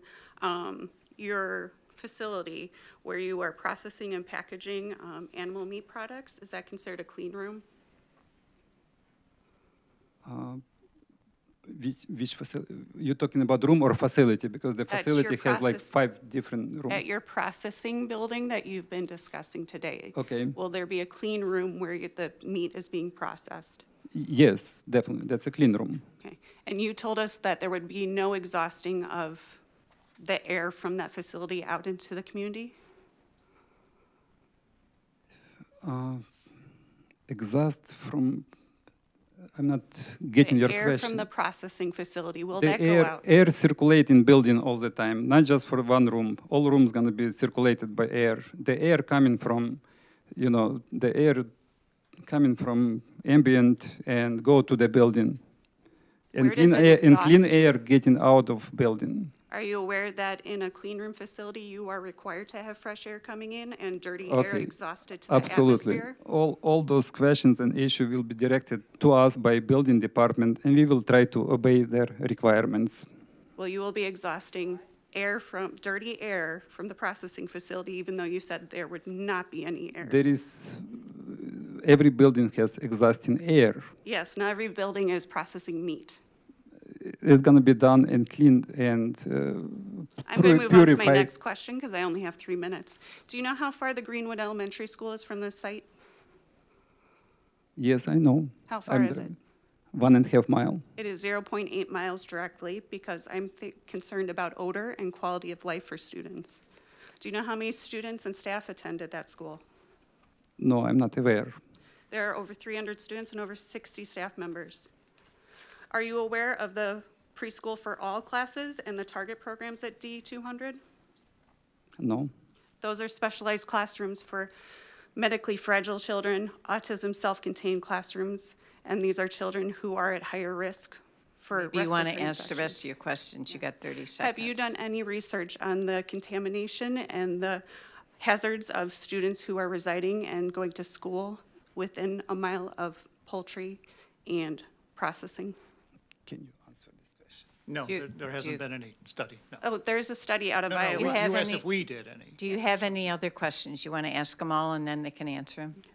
I'd also like to know how you can say that there will not be any big tankers or anything coming through when once a week you're going to be having processes taken out. Rendering company, I said they're not using big tankers. So it's a pickup truck. That's the trucks what they're using. I have no idea what they're using. We got semi truck now delivering food for our animals all the time. What is the difference? Last week Your you time said is there were up, no ma'am. semis. Your Yes. time is up. Again, I encourage you, ask your questions. You can Well, I give just have a statements couple. later. Yeah. I'm Lori Smith, and I live at 3700 Whitetail Drive in Deer Path. And I just have a couple of quick questions. Do you have residents living on your property now? Yes. Okay. Are they your workers, or are they? My workers, yes. Okay, so families living there, correct? Yes. Okay. My other question is, have you or do you intend to do an environmental impact survey?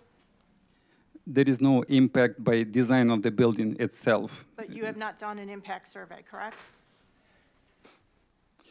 I don't think I'm obligated by. You're not obligated. I'm just wondering, in good faith, it costs less than, I mean, it can be as less as $1,500 to do an environmental impact survey. So, I don't know how. That's I haven't done. Let's okay. say it that way. And my other question is, do you realize what the closest water source is from you? How close it is to you? We consuming that water as well. Correct. And that's the Nipper Sink, which is about 1.5 miles away from you. And the tanks that you're moving in the liquid waste to, is it directly below ground, or are there pipes leading to another holding tank? Directly. The It's pipe direct- go directly to the tank To from the holding building. tank. Okay, that's my only question. Thank you.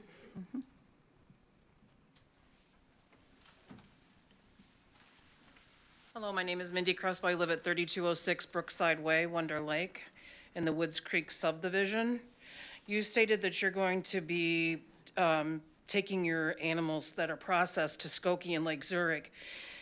You were asked how many people lived in these areas. You didn't know, so I'm going to let you know. There's 64,937 people in Skokie, 21,788 people in Lake Zurich, and this was as 2023. So with your plan of only slaughtering X amount of animals per week to deliver to that kind of amount of people, we're not understanding how you think that we're going to believe that you're going to keep it at that amount. It just doesn't seem practical to us. I don't care what the cost is to you. I care what the cost is to us in regards to what we're losing in house value. Okay, your question, if you have another question. And as you've stated, you have not looked into anything residential for us, what we're going to lose for the people that are around you. You also said you're going to have a USDA person on there. Right now, the government is laying off USDA people left and right. Are you going to have a vet on site? The vet that you have, are they going to be from your family, or are they going to be hired out? And you first stated that you're going to do chickens only, then it went to pigs, now it's to turkeys. Is it going to go to rabbits then next after that? I want a specific lineup of what you would like to think that you want to process on this property since it wasn't brought straight forward to us and every answer we ask say you're going to look into it. This should have been looked into. We gave you 1 week to tell us what chemicals you're going to have on property to clean your area. Do you have that list for us? As the teacher brought up, you have students as well as people in the area that have, asthma and so forth and so on. I personally take care of my 89-year-old mother. I like to have my windows open, but I don't want to smell your waste or your chemicals from your facility. So those are just some of the questions that I have. Yeah. Now the question, please. I already gave you the question. Why are you taking everything to Zurich, Lake Zurich and Skokie with that amount of people that live in the area? Are you going to stay with rabbits and cows only? Are we going to turkeys and rabbits? Skokie is 43 miles from Woodstock. Lake Zurich is 21.1 miles. You're going to have a place here on Greenwood Road. Are you going to sell those animals on Greenwood Road as well? This where your second farm, the farm south of your residence. You already said that you're not going to sell at the North Place. Then you go back and say, oh, I might sell at the North Place. If it's on order, I'm going to sell at the North Place. It's a yes or no. It's not, I'm going to decide later. So you can answer her questions. The question is, yes, we're gonna sell our product in Skokie store, Lake Zurich store. The amount of people live there, well, we don't have to feed all people. We can feed only limited quantity of people. Then process rabbits. No, we don't have rabbits yet. Again, yet. She wanted and a that's not a specific. subject in our petition. We are processing, we intend to process poultry and pigs, as we stated in our petition. No, your petition said chickens. No more questions. You have to answer questions. So your question now is poultry and pigs, including? Chicken and pigs. That's our petition, and that's our intent to process. And what about the And when they And the vet she asked same, about. same question they come in. No, we're not required to have vet on property. The inspector himself is inspecting animals prior to slaughter. Okay, and what kind of chemicals are going to have on site that are going to be The blown out? chemical is gonna, inspector will present a list, the chemicals, and process what we're supposed to use. Those chemicals is changing every month. Another gentleman was asking about SDM's sheets, which is a review all the time. And, there is no hazardous chemicals gonna be used. The same chemicals which is you're using at your home to clean your kitchen. There is nothing special about. That's a chlorine. It's simple as that.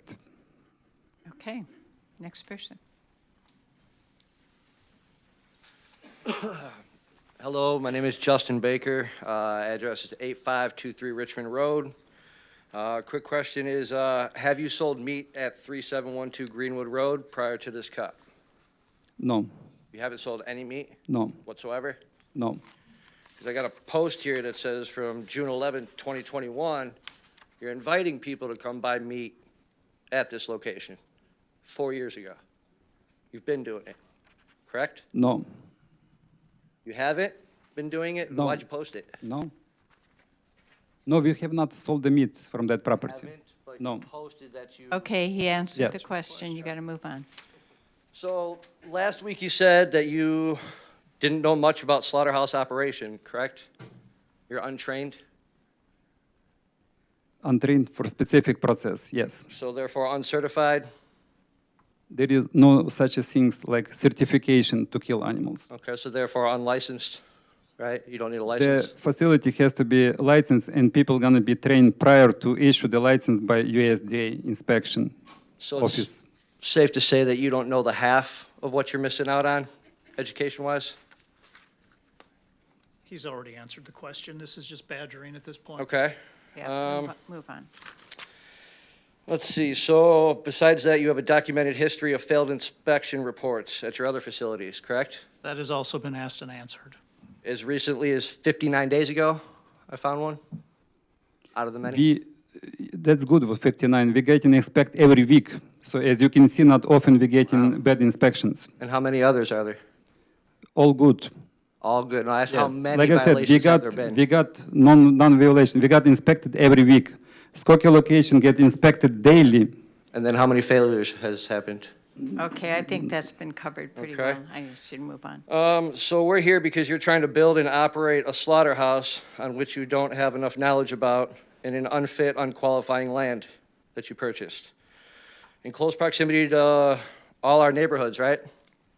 And it's near a school, protected land, Nippersink watershed, a lake, causeways, the cemetery that nobody's speaking up about. Have you your noticed question? the overwhelming opposition to your proposal? Have you noticed how many people are opposing this? I noticed that, but you also should know how many people waiting on our product to get into stores as well. More than here. Okay, so your plan is to operate here, sell elsewhere, including in a whole nother county? That's your plan? Yes, we're Yes. planning to sell to Okay, Lake so County and yes, McHenry yes. County, correct, yes. Okay, do you have any violations at this location? Anything going on, any infractions, any warnings? Regarding animals, or what, can you be more specific in your question? General, at this location at 37 Greenwood, do you have any violations, We don't have any violations, no warnings, like I said, nothing? no warnings. Okay, that's it. Okay. Next person. Hi, my name is Rob Feller. I live at 9604 Prairie Edge Road. I've got a couple questions. First, did you reparcel or repin your property to avoid having to send out certified letters to the neighboring residents? No, the pins have existed like that for some time. Okay, you state that you won't impact our properties, specifically our values. My question is, what if it in fact does impact our property values? Then what are we to do? There's any number of things that affect property values. The petitioners, our petition, or our position here really is that you're talking about, the same number or maybe a slightly larger, greater number of vehicles coming on site every day or every week. The amount of vehicles is not the concern for myself especially. It's mostly the smell, There are already animals that live on the site, but there's not animals being processed. and all the processing is being done inside of the building. Did you rezone your property to the 1 acre so you didn't have to do the 24-hour animal on site when they're slaughtering?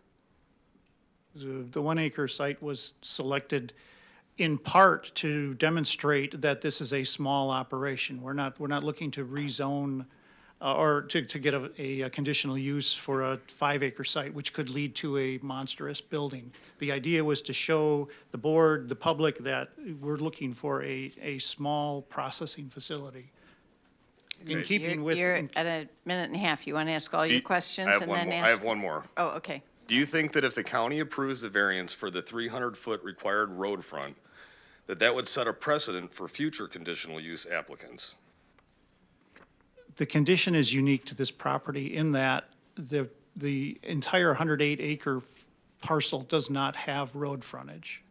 Exactly why all of us don't want him doing this. Well, how would It road doesn't frontage? qualify. The question is, what difference road frontage would make? If he had road frontage, then we wouldn't be talking about this. It would be a moot point. If he owned all of the property to Greenwood Road and he had everybody drive up this lane, Then he would have signage. nobody would and care. He would meet the county. He would meet the county standards then, and right now he does not. That's all I got. Okay.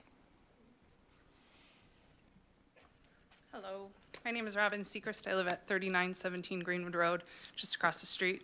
Did you know when you purchased this property that it was landlocked?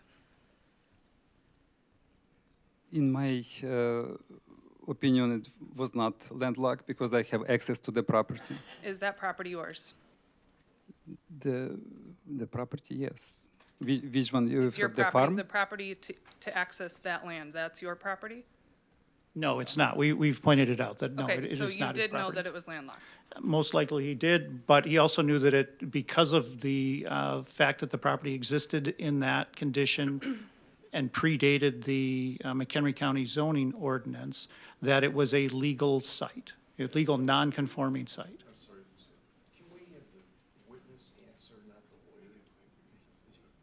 It's all the same answer. It's all the same answer. What's the difference? Because the questions are being directed by the young lady to this gentleman. I think she gets her choice. Who's going to? I really don't care. Okay. I mean, I'm assuming you're looking for an answer.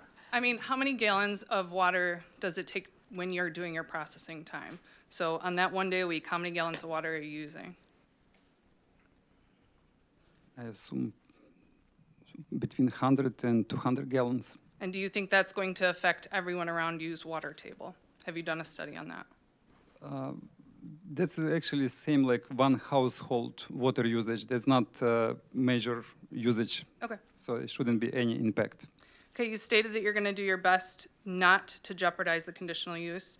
I guess this is more of a question for you guys. If he does in fact jeopardize that conditional use, are permits revoked? Will the building be removed? Is it going to be locked down? What's the process there? Also, how are you going to know that he is not doing slaughtering on 1 day a week? Is somebody going to be up there all the time checking on him? Are you going to send drones up? What's the deal? I'm just going to run through the quick ones. I know we talked a lot about ventilation, a lot about the schools. If you are having ventilation, why is it not on your rendering there? You know, there should be some type of venting going out. And then if there is ventilation, like why are you not worried about wind? Why are you not worried about which direction it goes? I'm upwind from you, so really I'll be fine. But as far as that goes, I think that should be considered. And then you mentioned that beef are processed somewhere else. You're not processing them here. How often are you going to have the beef transported? That requires more traffic, more trucks up that lane.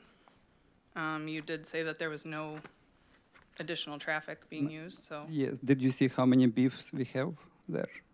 We got 11 cows on property, so there is no traffic to deliver those cows. How often do you transport them? Not often, once a year. Once a year, all 11 of them? No, one at a time. And that services all of your stores, one cow? No, we got different suppliers for the stores. We not rely just on our farm. Okay, maybe Anna, would you handle the issue of enforcement? So in the Unified Development Ordinance, it does specify that when a violation has occurred, that there's the process that I described earlier. If the violation is a violation of a condition of the conditional use permit of the ordinance tied to the conditional use, again, it goes through that same process.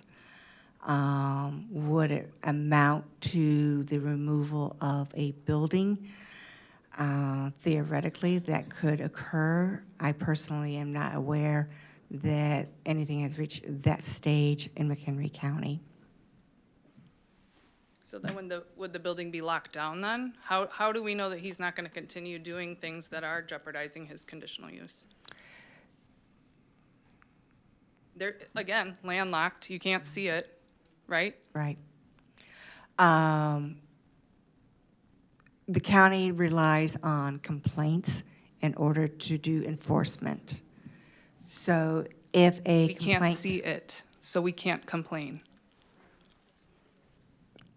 there is no way that any business, whether you can see it or not, the county can enforce unless we receive a complaint. Which is why they need the road Okay, frontage. okay.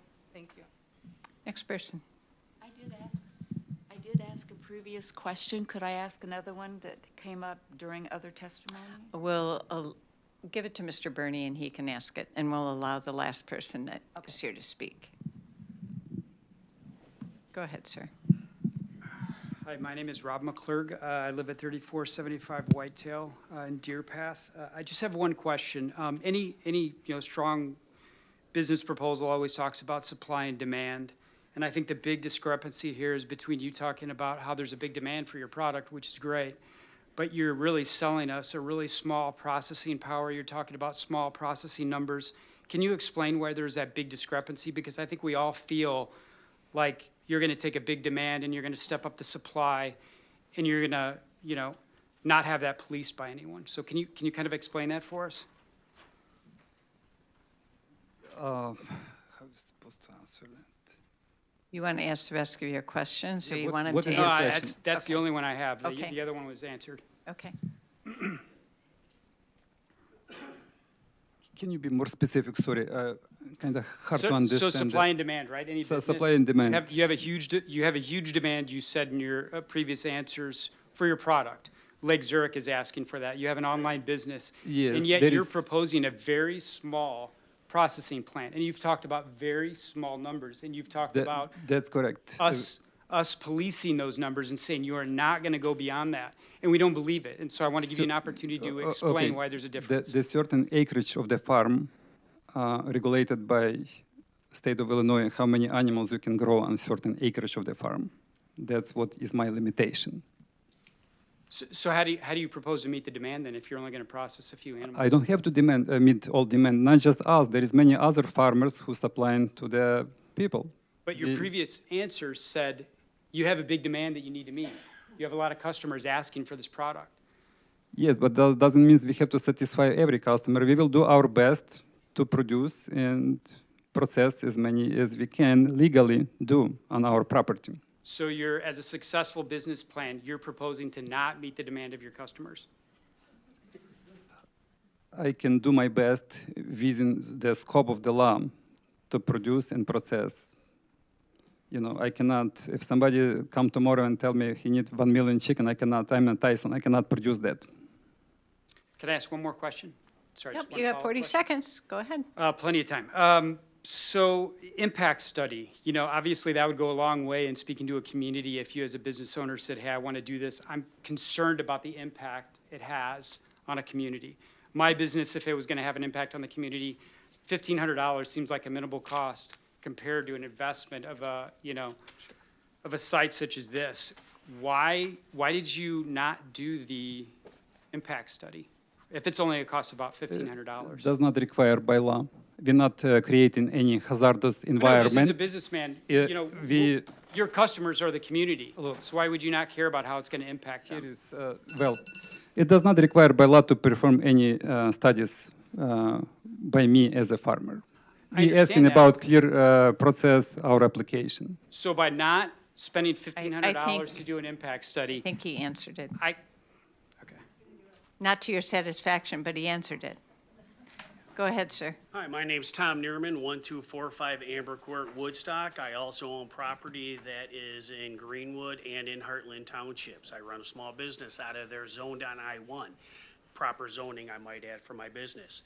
My question is, 2,000 chickens a year? From 2,000 to 4,000, yes. 2,000, okay, well, let's just, oh, you betcha. Let's just do simple math on, say, 3,000 chickens at 5 pounds per chicken at $2.50 a pound. You're gonna build a $250,000 building, which is hard to believe for that money. I'm a small business owner. I have to make a profit to pay everybody. This makes 0 sense. Something stinks. And it's not just the animals on the property. What's your Can you question? My question is, how can you afford, how can you justify spending this kind of money for such a minimal amount of meat? That's investment for many years. You probably counting just for 1 year. And first, if that answers your question. Secondly, we here not to study my financial aspects, right?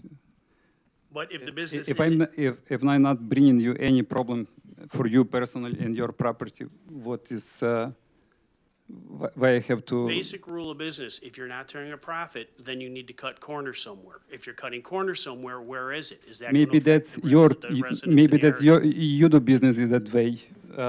You know, cut the business corners. 34 We are here. We're gonna work under inspection, and we're not gonna create any, you know, environmental or any other problem for community. That's the main things. Either we make money or not. You know, to being farmers, it's hard to make money ever, and sometimes we working even not making money. But you're going into, why would you be going The into a business that profitability- is not actually, if you look at the math on it, that slaughterhouse is not going to be profitable? Why you estimate our chicken in 250? How much is a pound of chicken, fresh chicken? You have 1 minute left. You have other questions you How want much to is a ask? pound of fresh chicken? The range in community or my chicken. I have not sold my chicken yet, so I don't know. We'll see what customer will willing to pay, and then we'll make calculation. And this Your, is- your question for financial makes no sense to answer for me. Well, then that operation's destined to fail. Something stinks. I think you're setting yourself up for a larger operation. I know you said you haven't. You didn't count our pigs yet. You're talking about chicken. What about pigs? How many pigs are you going to do a year? 200. How many pounds do you get from a pig? You want to buy specific by each cut? And an average, how many pounds of meat do you get per chick? How much dollar per pig do you get? Minus wages, insurance, taxes. Again, the question bears no, there's no nexus between that and what we're trying to do here. Okay, the questioning your time is up. Your Okay, 3 fine. minutes. Something stinks and it's I, not just I see we have some more people coming up, and I have board members who are like, I need a break, I need a break. So we're going to take a 5-minute break here, and then we'll continue.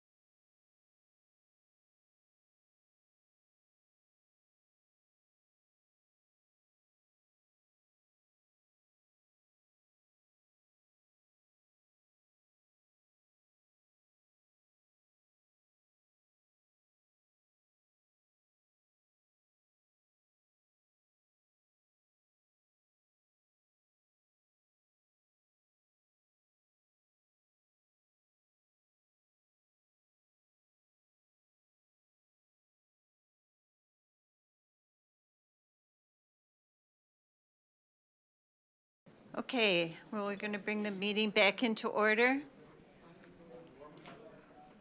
And you gentlemen who were waiting so patiently, now you get your opportunity. Hi, Randy Johnson, 3817 Greenwood Road. I have a question about the site plan. What's the blue line represent? I can't make out what that means. What's the blue highlight? I think that's the property line. So part of the septic's on a different property? Correct. But the property is commonly owned. So just like the well, the driveway, it can all be safeguarded with deed restrictions if portion of the property were to Okay, be sold. I understand what the blue line means now. So, my question is, I'm unclear of a few things. How many chickens, how many pigs, how many anything, if this is issued, can he butcher a year? I know There haven't here- been any restrictions at this point. The petitioner has indicated that he would process 2,000 to 4,000 chickens and 200 to 200 pigs at this point. So there's no limit to how many? Well, it'll be limited by the hours of operation. He's also limited by the size of the facility. Okay, so it's still not a number, but I understand. Sergey, I know your business is gonna boom. Everybody wants fresh chicken, right? Everybody wants fresh pork. I think you're gonna go way past 4,000, my opinion, which means nothing. Okay. My other question is, where do you process the chickens now? Twin City. And what do they cost, the chicken, to process? The matter is not cost. The matter is you cannot get in for a year. Yeah, I know that slaughterhouses are tight. Yes. I totally And I would like understand. to supply the air chilled. That's a different product, which is you cannot buy in store. Yeah. It's a different technology. So if you notice when you come into the store, you buy a chicken and there is mark on package contains 9% water. That's not just water. That's water with chlorine to kill the antibacterial solution. So Yeah, the so- problem is, yes, we cannot get access to those facility. Okay, I don't disagree with that. My question is, I've called them in the past to get stuff processed, and it's around $4.50 a chicken. Okay? If you do 4,000 chickens, it's 18,000 a year. 18,000 times 10 years, it's your business, doesn't pay off the $250,000. You took to consideration the cost of process, not the chicken itself. You know, the pasture poultry more expensive than regular chicken you can buy in store. And, you know, the problem is that there is no place available where we can process. Okay, was that my bell? Yeah. That was fast. Yeah.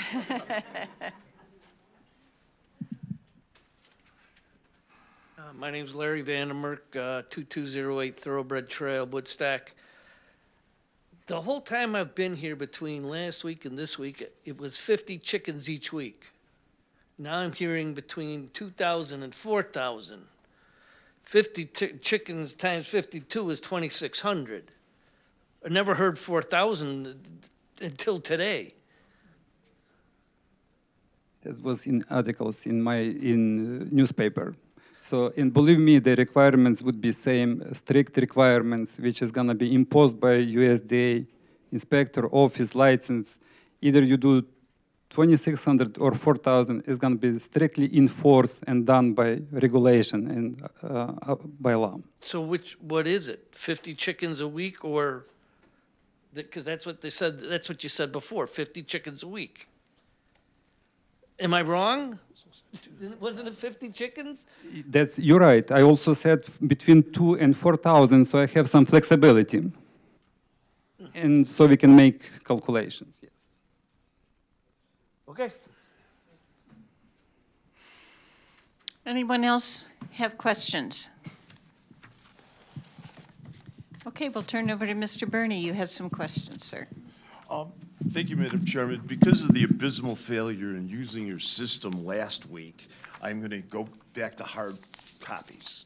And I've got a few exhibits for, and Anna, could you pull up this, I believe this came out of your, or just some site plan, some diagram that shows the property in connection with its surroundings. And Sergi, here are the exhibits I'm going to use, and I'm just going to mark that as Sergi Can you take the microphone with you or speak loudly into the Yes, microphone? I'm going to mark that as Group Exhibit 1, Objectors Group Exhibit 1. Yes, that's great. I'm showing you as Group Exhibit 1A, information from the McHenry County, Illinois website about property taxes payable in 2025. And I ask you to turn to page 3 of that document. And in the third box called Sales History, at the far right corner, it indicates that on August 15th, 2019, this property was sold for $720,000. Is that the price you paid, Mr. Sergi, for this property? Yes. Okay. Speak in. Yes, yes. Okay, and then I want to, the next document that's part of Group Exhibit 1 is a letter from the McHenry Lake County Soil and Water Conservation District dated April 25, 2025. And it indicates that the parcel number is 814-300-002. And I show you the document that Anna has up on the screen. And is it accurate that that sort of rectangle with the little piece notch out of it at the top left, that is parcel 814-300-002? Let us check it 1 sec. Thank you. You're talking about the notched parcel? No, I'm talking about the large yellow piece. Yes, that's correct. I'm sorry, Sergi, can you answer that? Yes, that's correct. That's correct. So now, can I see the, could you flip to the site plan of this 1 acre cutout? Okay, now, you cut out of 814-300-002, a 1 acre, 1 acre. Is that correct? And it was the consequence of cutting that 1 acre out that you avoided sending legal notices to the property owners who lay within 250 feet of parcel number 814-300-002. No, that's not the reason. I didn't say the reason. Was that the consequence? Yes, that was the consequence. Yes. Okay, and then the third document is a list of the people who received legal notice. Did you get that, sir? Did I hand that to you? This list starts with the Greenwood Township Supervisor. So is it accurate that not one single residential landowner in the vicinity of this property received any notice? That's correct. And I know maybe people on the zoning board are asking, since we have this large crowd here, what is my complaint? But my complaint is that somebody spilled the beans and got the word out about what this was proposed, because otherwise they wouldn't have found out in the normal course of events, which I think is an injustice. But why did your attorney said before that you wanted to cut out this 1 acre parcel of ground to show that it's a very small use? Do you know why you could not simply have designated within 814-300-002 this 1 acre parcel of property that you would have limited your slaughtering operation on, thereby giving everybody in the vicinity notice of what it is you're proposing? Do you have any explanation for that, sir? 1 second.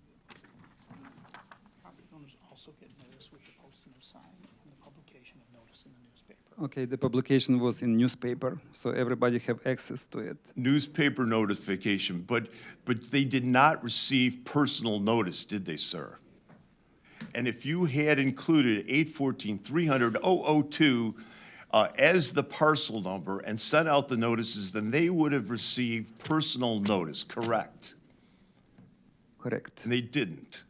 Now, the fourth document that I show you is a list of property owners that received notice, and I only reflect on this because 2 months ago, this zoning board of appeals held a hearing on and I'm not promoting that, I didn't represent them, but it was a slaughtering operation over in,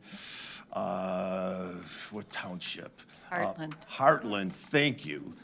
And do you know whether or not they included the entire parcel that their small slaughtering operation was on as part of the CUP for purposes of sending out notice? Do you know that or not, sir? Could you put the mic a little closer Oh, to you? God, I thought I was always so Yeah, loud. that's better. Thank you. Do you know whether they I do not did- know. Okay, so you didn't, and I'm asserting that they did. Doesn't that strike you as wrong in terms of avoiding transparency in terms of what it is you're proposing to do on your ground? I'm sure there was numerous publications in newspapers, and I'm sure my neighborhood is more than aware and about this project. What makes you, And you, what makes you so sure? they all here today. They're all here today. Yes. And if somebody had, you didn't, did you go around telling them? They put the post themselves, I don't know if that legally or not, up front of my property, no slaughterhouse. Somebody put it in, right? So apparently there is awareness of this issue, which is going on now. Did your wife drive around the neighborhood and announce to all these people that you were proposing this use on your property? You don't have to be so rude, Mr. Bruce. You make me, you said I'm an unrespectful guy when you entered this room today. Now you're talking about my wife. Leave my wife alone and talk about I'm strictly. asking you if she drove around. I'm asking ask me polite and correct question, please. I'm sorry, but I If did you not ever- mean No, my disrespect wife was for your not wife. driving, but I know you were driving and you had the numerous meetings with the opposition neighborhood. How do you know these things? So what is your question? My question is, did you or your wife or anyone drive through the neighborhood and tell them what you were proposing to do? No, we did not. Okay, and if in fact nobody showed up because nobody got notice, then wouldn't you be saying, look it, I'm right. This is no different, nobody cares. Wouldn't that have been one of the possible results? Presented by county. Yes. The list of the neighborhood was presented to us by county. That's not me who select to whom to send the notification. Did you select this cutout 1 acre parcel, or it's not even a parcel? Did you select this 1 acre piece as the location and apply for a CUP for that and not make it part of the larger PIN? Did you make that choice? I make the choice 1 acre, yes, correct. All right. Leaving off, or going back to where I left off last week, we were talking about the, oh, Anna, I just want to follow something else up. Mr. Griffith, if you remember him in the questions from the neighbors, talked about a residential structure lying to the north of the existing greenhouse. Do you have an aerial or anything like that that might show that?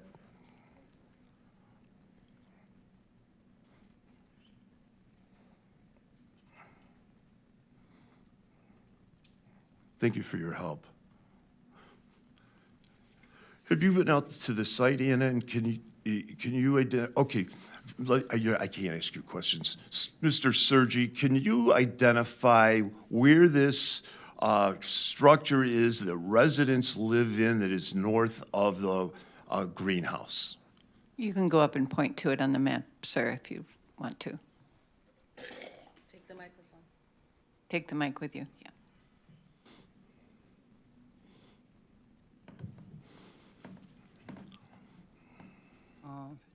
Which one you talking about? This one? I'm talking, you answered a question by Mr. Griffith where he asked you, is there a structure that houses residents on your property? Yes, there is a residence house. Okay, then yes, that's what I'm asking you to Okay. identify. Here. Okay, how many feet away is that from the northern? 250 feet. Okay, so can you explain to me how it is that you can apply for this application when you're seeking to locate an animal slaughter operation on a parcel within 500 feet of a residential structure located in an agricultural zoning district? How can you do that? No, sorry, that's not the question. Use So the you're saying that- microphone. Can you,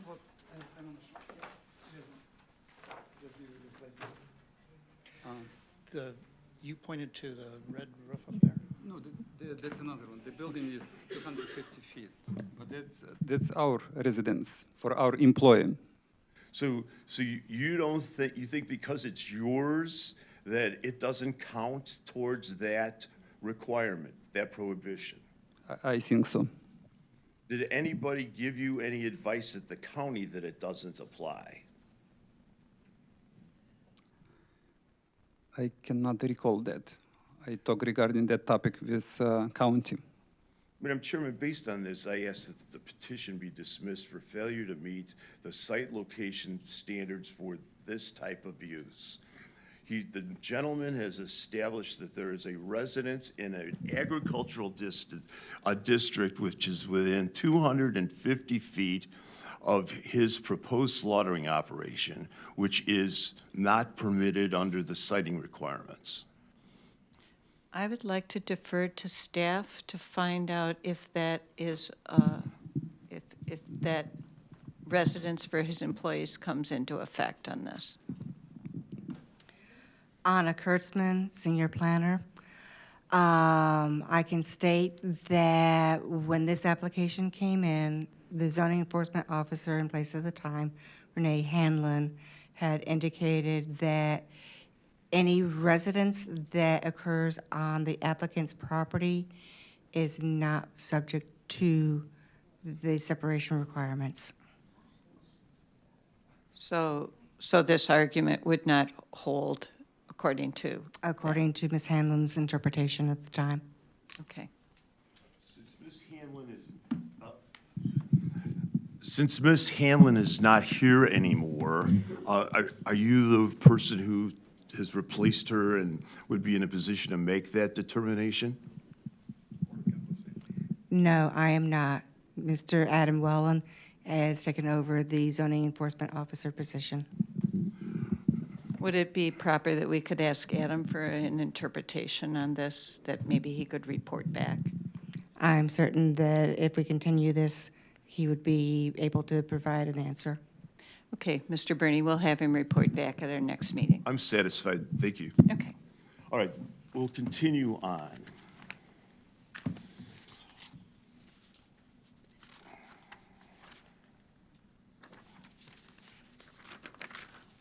We were back there to talking about the 300, I'm sorry, the zero frontage requirement on the variations. You want 100% variation. Are you aware of any other 100% variations that the county has ever granted in all of its years in existence? Are you familiar with any situation like that? No. And are you aware of any slaughtering operation that is served by that is not on frontage that meets the county's frontage requirements? And what facility is that, sir? No. The answer is no, you're not aware of any other slaughtering operation on a lot that, that is not otherwise on frontage. Is that correct? Yes, correct. Okay, so one of the standards for granting a variation is that it will not confer a benefit on you that is not conferred on other property in the county. So can you explain to me how granting you this 100% variation from the frontage requirements is not conferring a benefit on you that is not it's conferring a benefit on you that is not conferred on other property owners with similarly situated A land. Can you explain it to me, sir? I'll explain it to you. Well, I'll ask him first, and then I'd love to hear your answer, sir. Mr. Terry will explain for you. That's more technical things you asking, which is, as a farmer, I'm not aware. Then I'll accept it. Let him I'll help look me. forward That's to why. his exposition on this. Well, as you pointed out, there are no other properties that are like this. This condition is unique to this property. So it's not like the neighbor across the street is going to say, I don't have any frontage, this property has been landlocked since 1896, therefore I'm going to go ahead and ask for a zero frontage requirement or a zero frontage variance. So the situation is completely unique to this property, which is why it wouldn't confer upon Sergey a benefit that's otherwise not available to other property owners. We established last week that he bought the property aware of this condition. And we also established that it was a legal buildable zoning site at the time. What was buildable in zoning for Mr. agricultural Bernie, purpose? Mr. Oh, I'm sorry, I'm just getting so relaxed.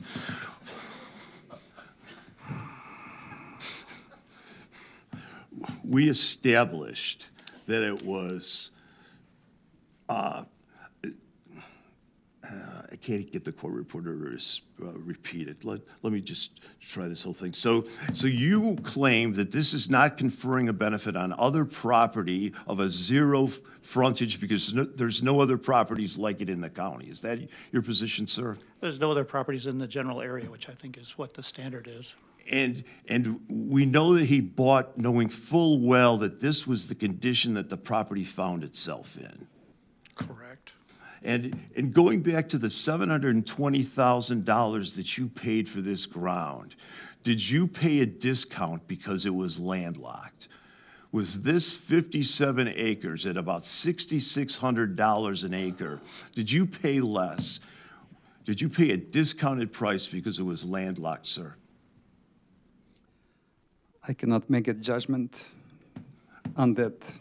Do you know what the value of an acre of agricultural land in Greenwood Township was in 2018 when you paid $6,600 an acre? I did not make research on other properties. I just bought what I like. And are you denying that you negotiated the purchase price down because of the landlocked nature? Absolutely. I paid the X price. All right.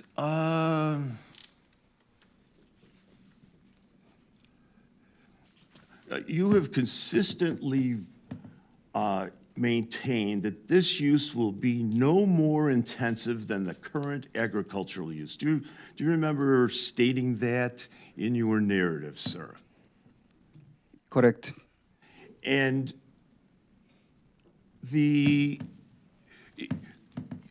it's your position that the smell of dead animals is not going to create a more intense impact on the neighbors than the existing smells of chickens, free-range chickens, and a few pigs and cows running in your fields. Is that your position? Mr. Bernie, the refer to dead animals, that's probably deer or raccoon laying on the highway.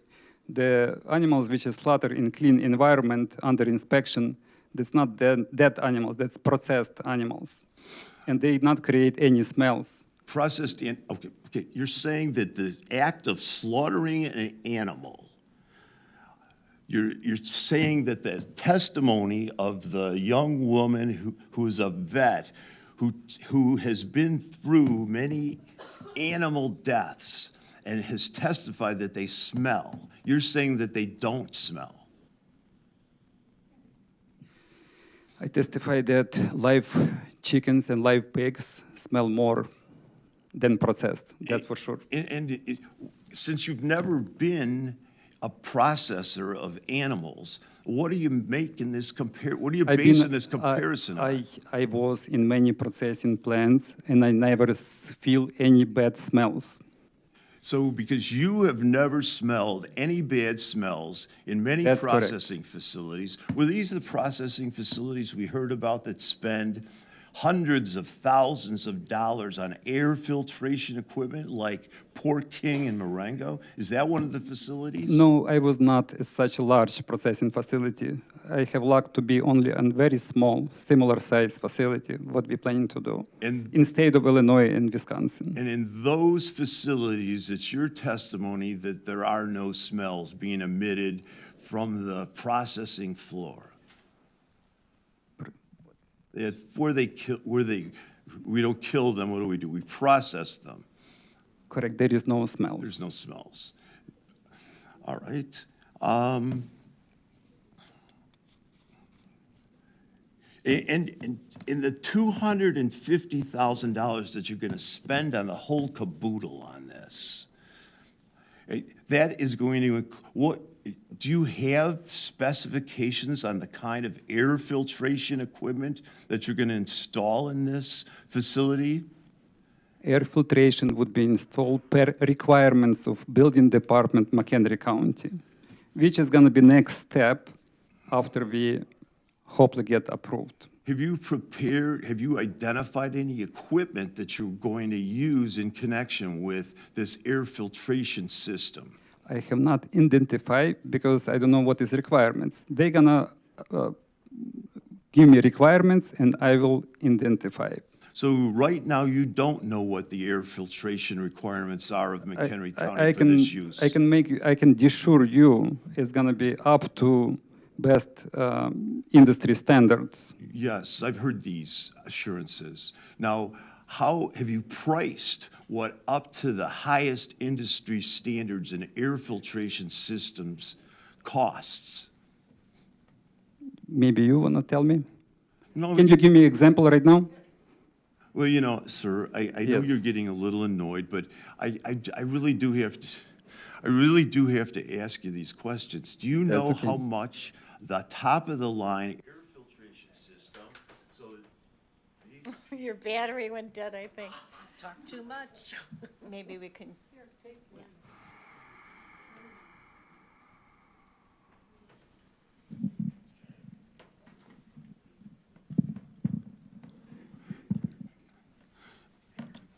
Am I on? Yeah. Do you know what they cost? Have you priced them out?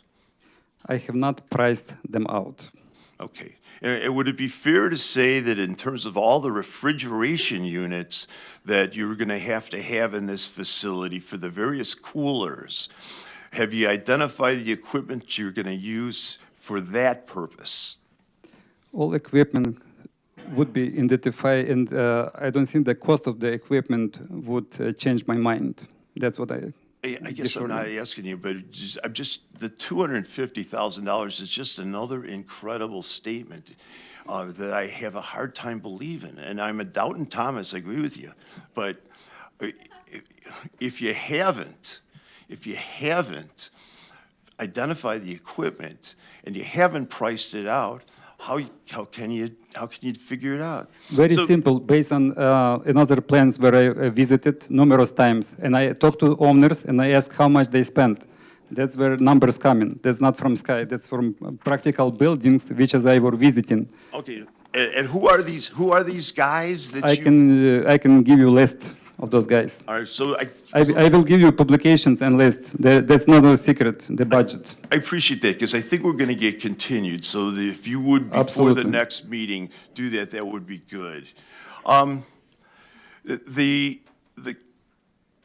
Let's see, I'm going to wind this up, because you've all been really patient.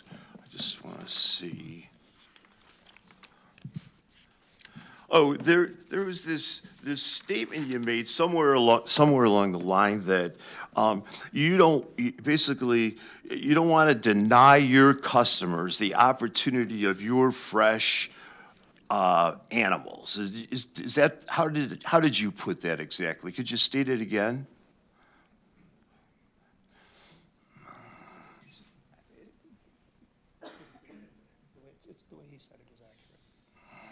The way you say is accurate, correct. Okay, so what percentage of the chickens and let's start with the chickens. What percentage of the chickens that you sell in your stores in Mundelein, Wheeling, Skokie, and I'm missing one, Lake Zurich, what percentage of the product coming out of here will satisfy the need and demand from those stores?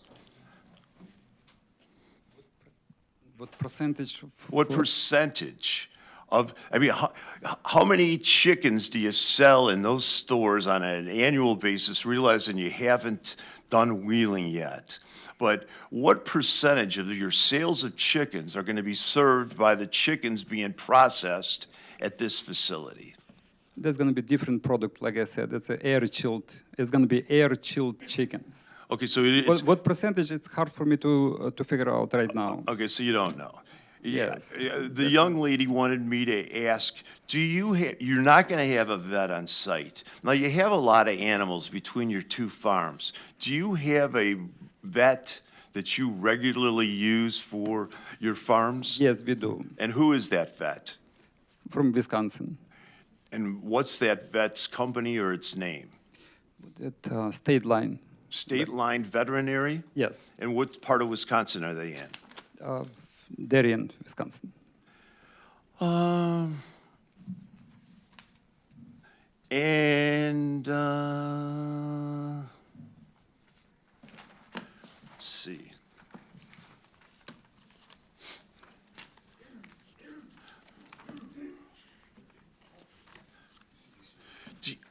Do you know of any other, and I'm calling this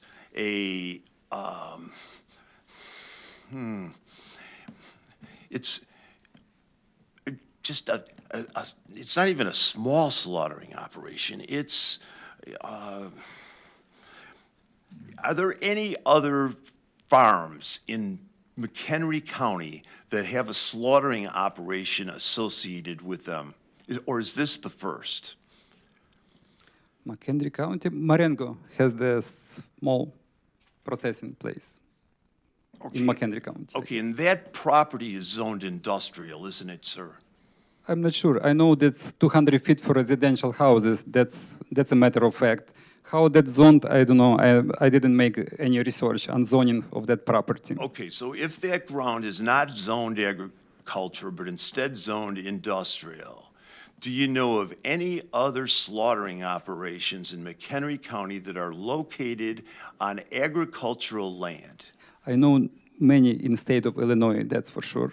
Correct, but the answer is no, you don't know of any in I don't know, but somebody has to start. Somebody has to start. Yes. So before they start, don't you think they ought to get the rules really finely honed in terms of how these are going to operate before this county embarks on this journey of creating self-contained slaughtering operations on its farms? Don't you think that would be a good way to go? Yeah, that's what we've done. We've been working with health department over 2 years. We've been working with planning and development for a while to figure out all requirements so we can, obey the law and build according to all requirements. And then finally, the thing that really worries me about this is here you are, 1,000 feet off the road, down a 30-foot road, hidden from the rest of the neighborhood, and if you are not following all these rules that you have, agreed to or amended or whatever, who is gonna know? And Anna just said, if there's not objectors, then how is the county ever going to know what's going on? So are you willing to put in 24/7 surveillance? Don't look at me like that, council. Are you willing to put in 20? This is your last question, because we got to leave. I'm Okay, just letting you know. 24/7 surveillance on your facility to be sure that you are following the rules. Look, by 50 years old, as I am now, and not get to the prison, probably I obey the law. County law, state law, federal law, and would you willing to put in your bedroom maybe surveillance, or how that's gonna, why make the requirements? I think we'll, And, you know, I officially end my questions. Thank you for the additional time. Okay, so at this time, I know the board members have a few extra questions for the petitioner, but we're going to have to continue this meeting, and the next available day for all the board members as well as the petitioner will be July 2nd. That is a Wednesday at 1:30 in this same room. So at this time, this hearing is continued until July 2nd at 1:30 in this room.